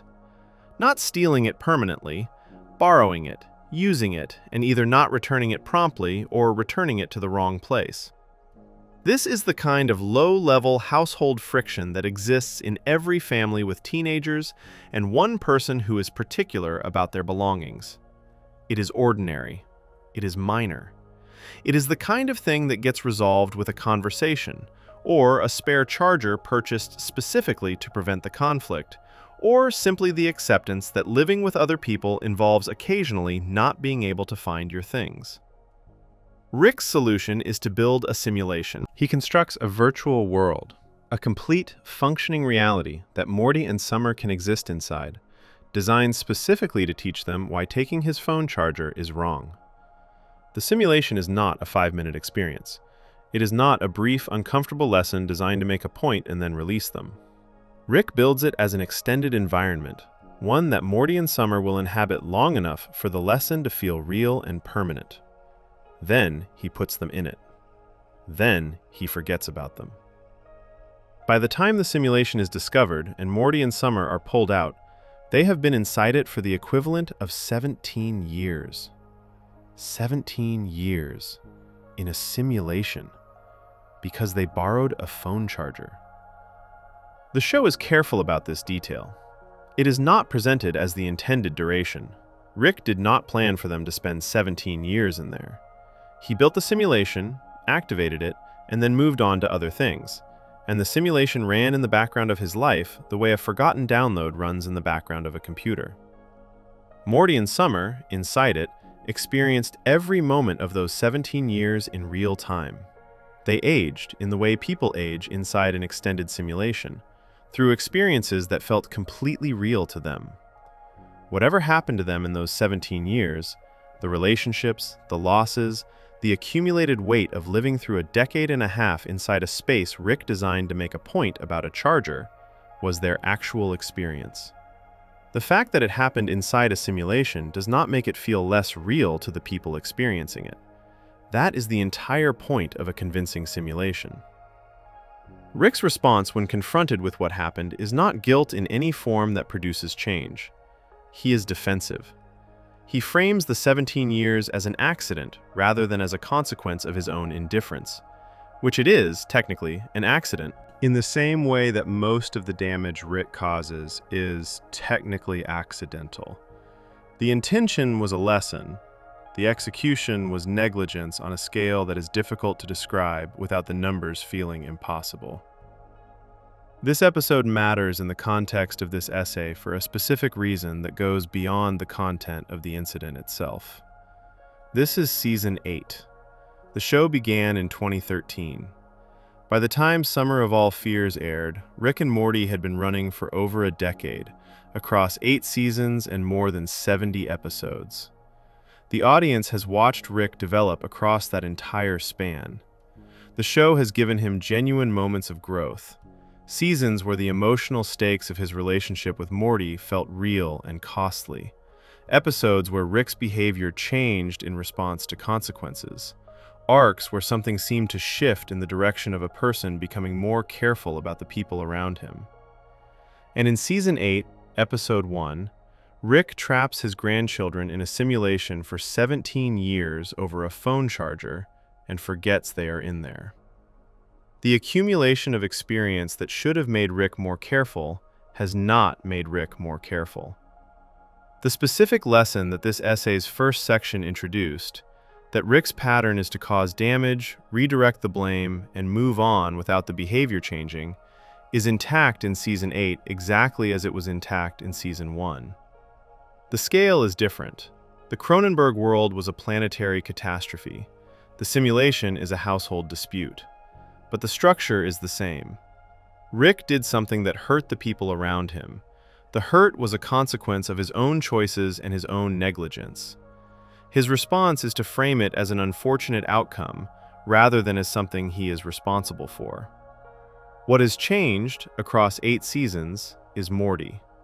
The Morty who buried his own corpse in Season 1 and sat on the couch with a 1,000-yard stare was a child encountering for the first time what being near Rick actually means. The Morty who comes out of a 17-year simulation in Season 8 is someone who has lived with this knowledge for his entire adolescence.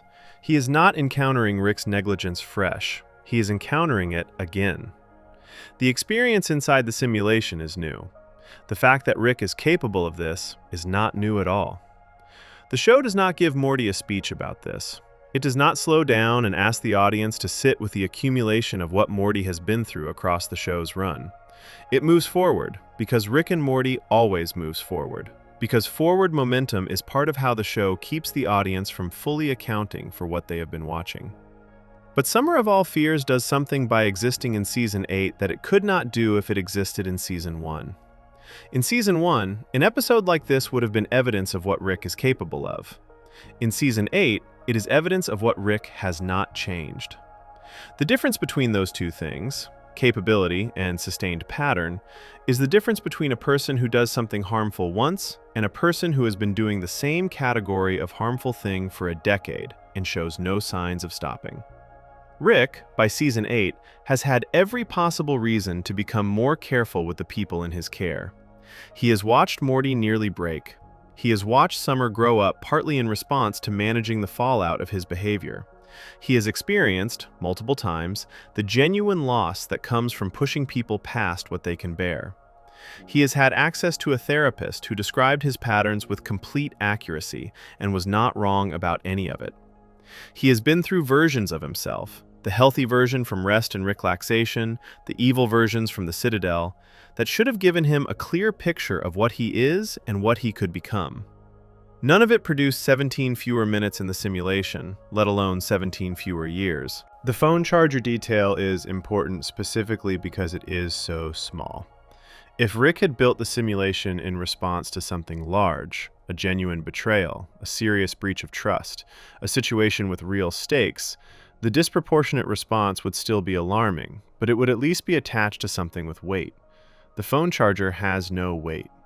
It is the smallest possible grievance.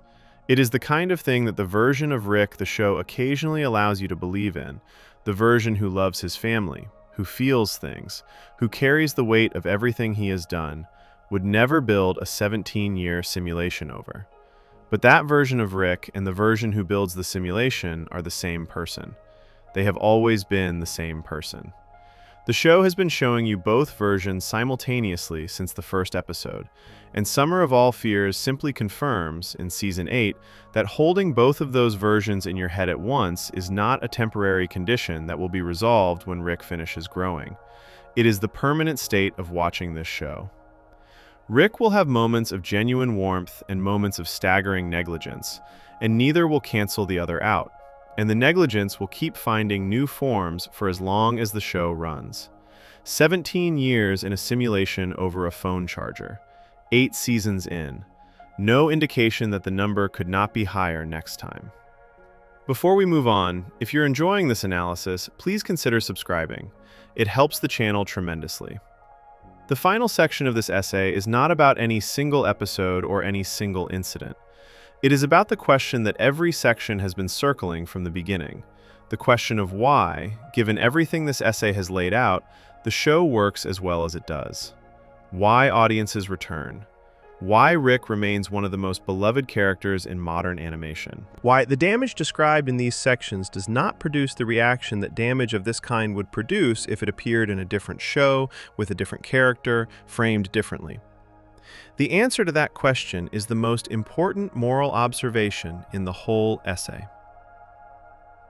Section 12. The show keeps asking you to root for him anyway. At some point while watching Rick and Morty, almost every person who has stayed with the show across multiple seasons has had a version of the same experience. Rick does something that, described plainly to someone who has never seen the show, would sound like the behavior of a person nobody should be near. And the person watching laughs, or leans forward, or feels a pull of affection for Rick that arrives before the critical thought does, faster than the conscious awareness of what just happened, and sits in the chest alongside the awareness rather than being replaced by it.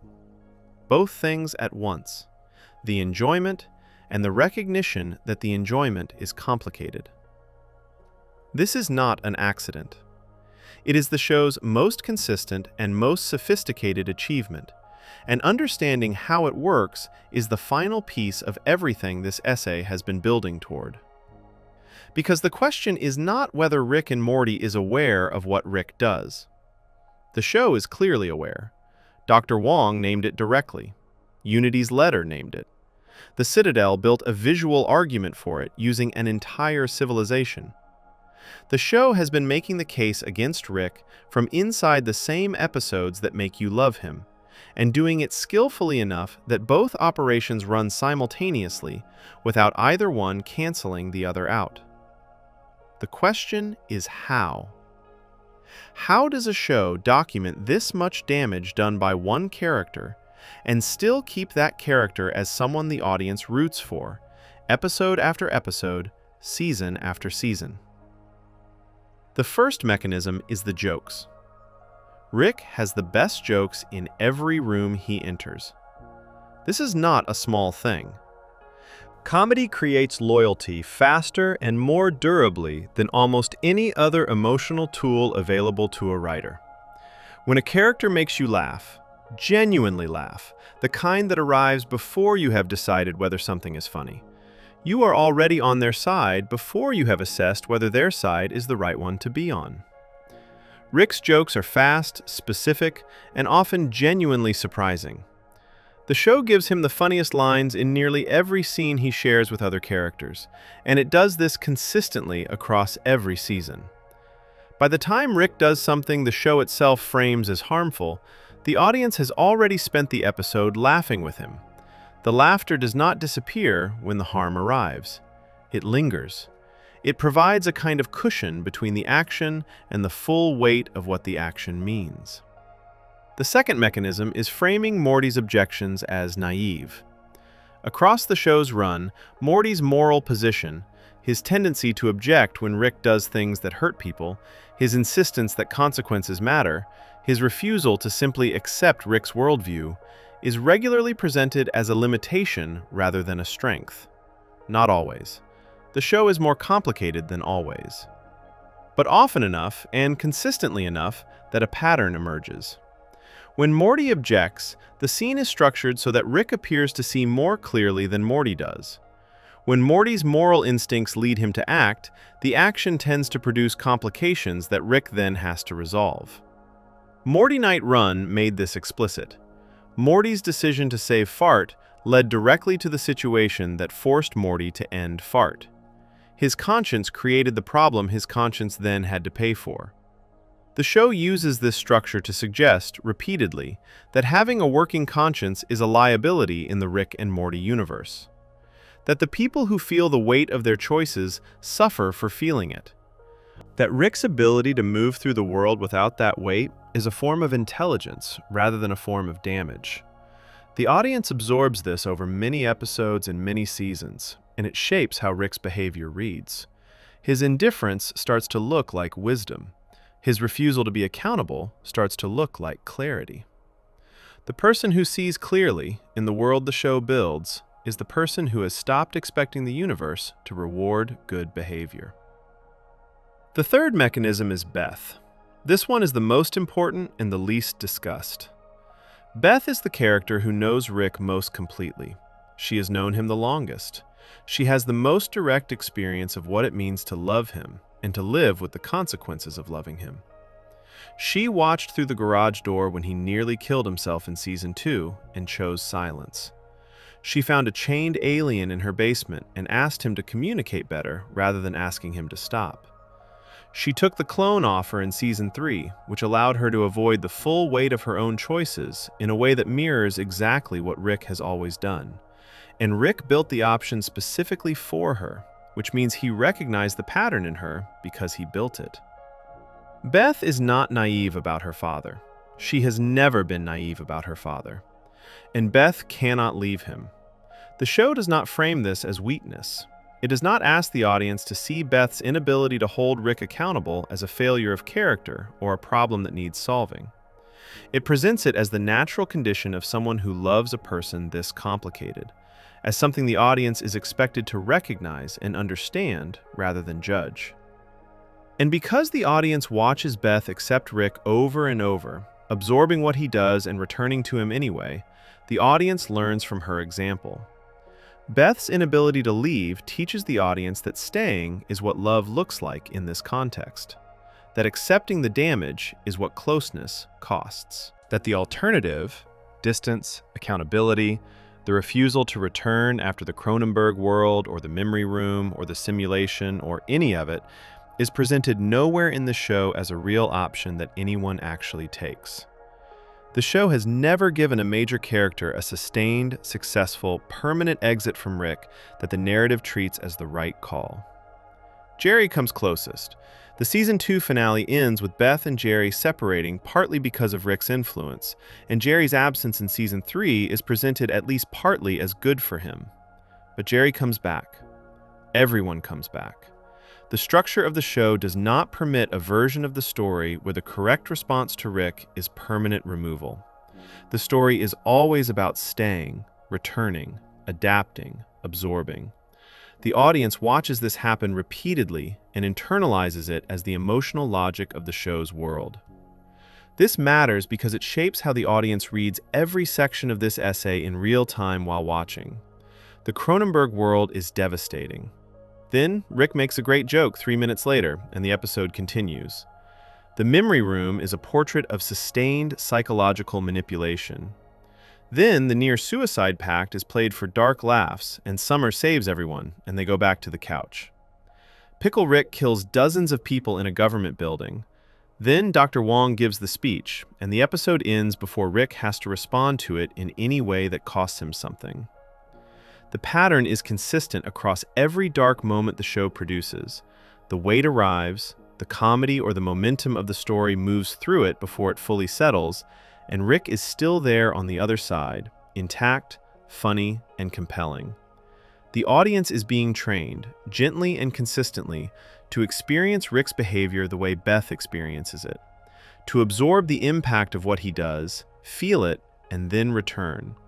Not because the show tells you that Rick's behavior is acceptable, the show never quite says that, but because the show builds an experience of Rick that makes returning to him feel like the only natural option. The alternative, deciding that the damage documented across 12 sections of this essay is reason enough to stop rooting for him, is not an option the narrative structure of Rick and Morty makes available. Rick is the show. The show continues. Therefore, Rick continues, and so does the audience's investment in him. Dan Harmon and the writers have acknowledged, in interviews and in the text of the show itself, that they are aware of how the audience responds to Rick. Season 3 was built partly as a deliberate attempt to make Rick less sympathetic, to show the audience a version of him that was harder to root for, to complicate the relationship between the audience and the character in ways the first 2 seasons had been building toward. The season works as a creative achievement. It is among the show's best. And the audience's affection for Rick survived it completely. That survival is the final point this essay wants to make. The show has tried, in its most ambitious moments, to show you what Rick is clearly enough that your relationship with him as a character has to change. It has given you the memory room, and the Croninberg world, and the Citadel, and Dr. Wong, and Unity's letter, and 17 years in a simulation over a phone charger. It has put all of it on screen, clearly lit, without apology. And the audience, broadly, consistently, across more than a decade, has watched all of it and stayed anyway. That is not a failure of the audience. It is evidence of how completely the show has done its job. Rick and Morty set out to make you love a character who does not deserve it in any straightforward moral sense, and then to make you aware that you love him, and then to keep both of those things true at the same time without resolving the tension between them. It has succeeded at this more fully than almost any other animated show in the history of the medium. The question the show leaves you with, after everything, is not whether Rick is wrong. He is wrong. This essay has spent 12 sections demonstrating exactly how and when and at what cost. The question is what it means that knowing this changes nothing. That the damage is visible and the loyalty survives the visibility. That Beth watches through the garage door and does not go in, and the audience watches alongside her, and we all stay. If you enjoyed this video essay, make sure to subscribe. Thanks for watching, and I'll see you in the next one.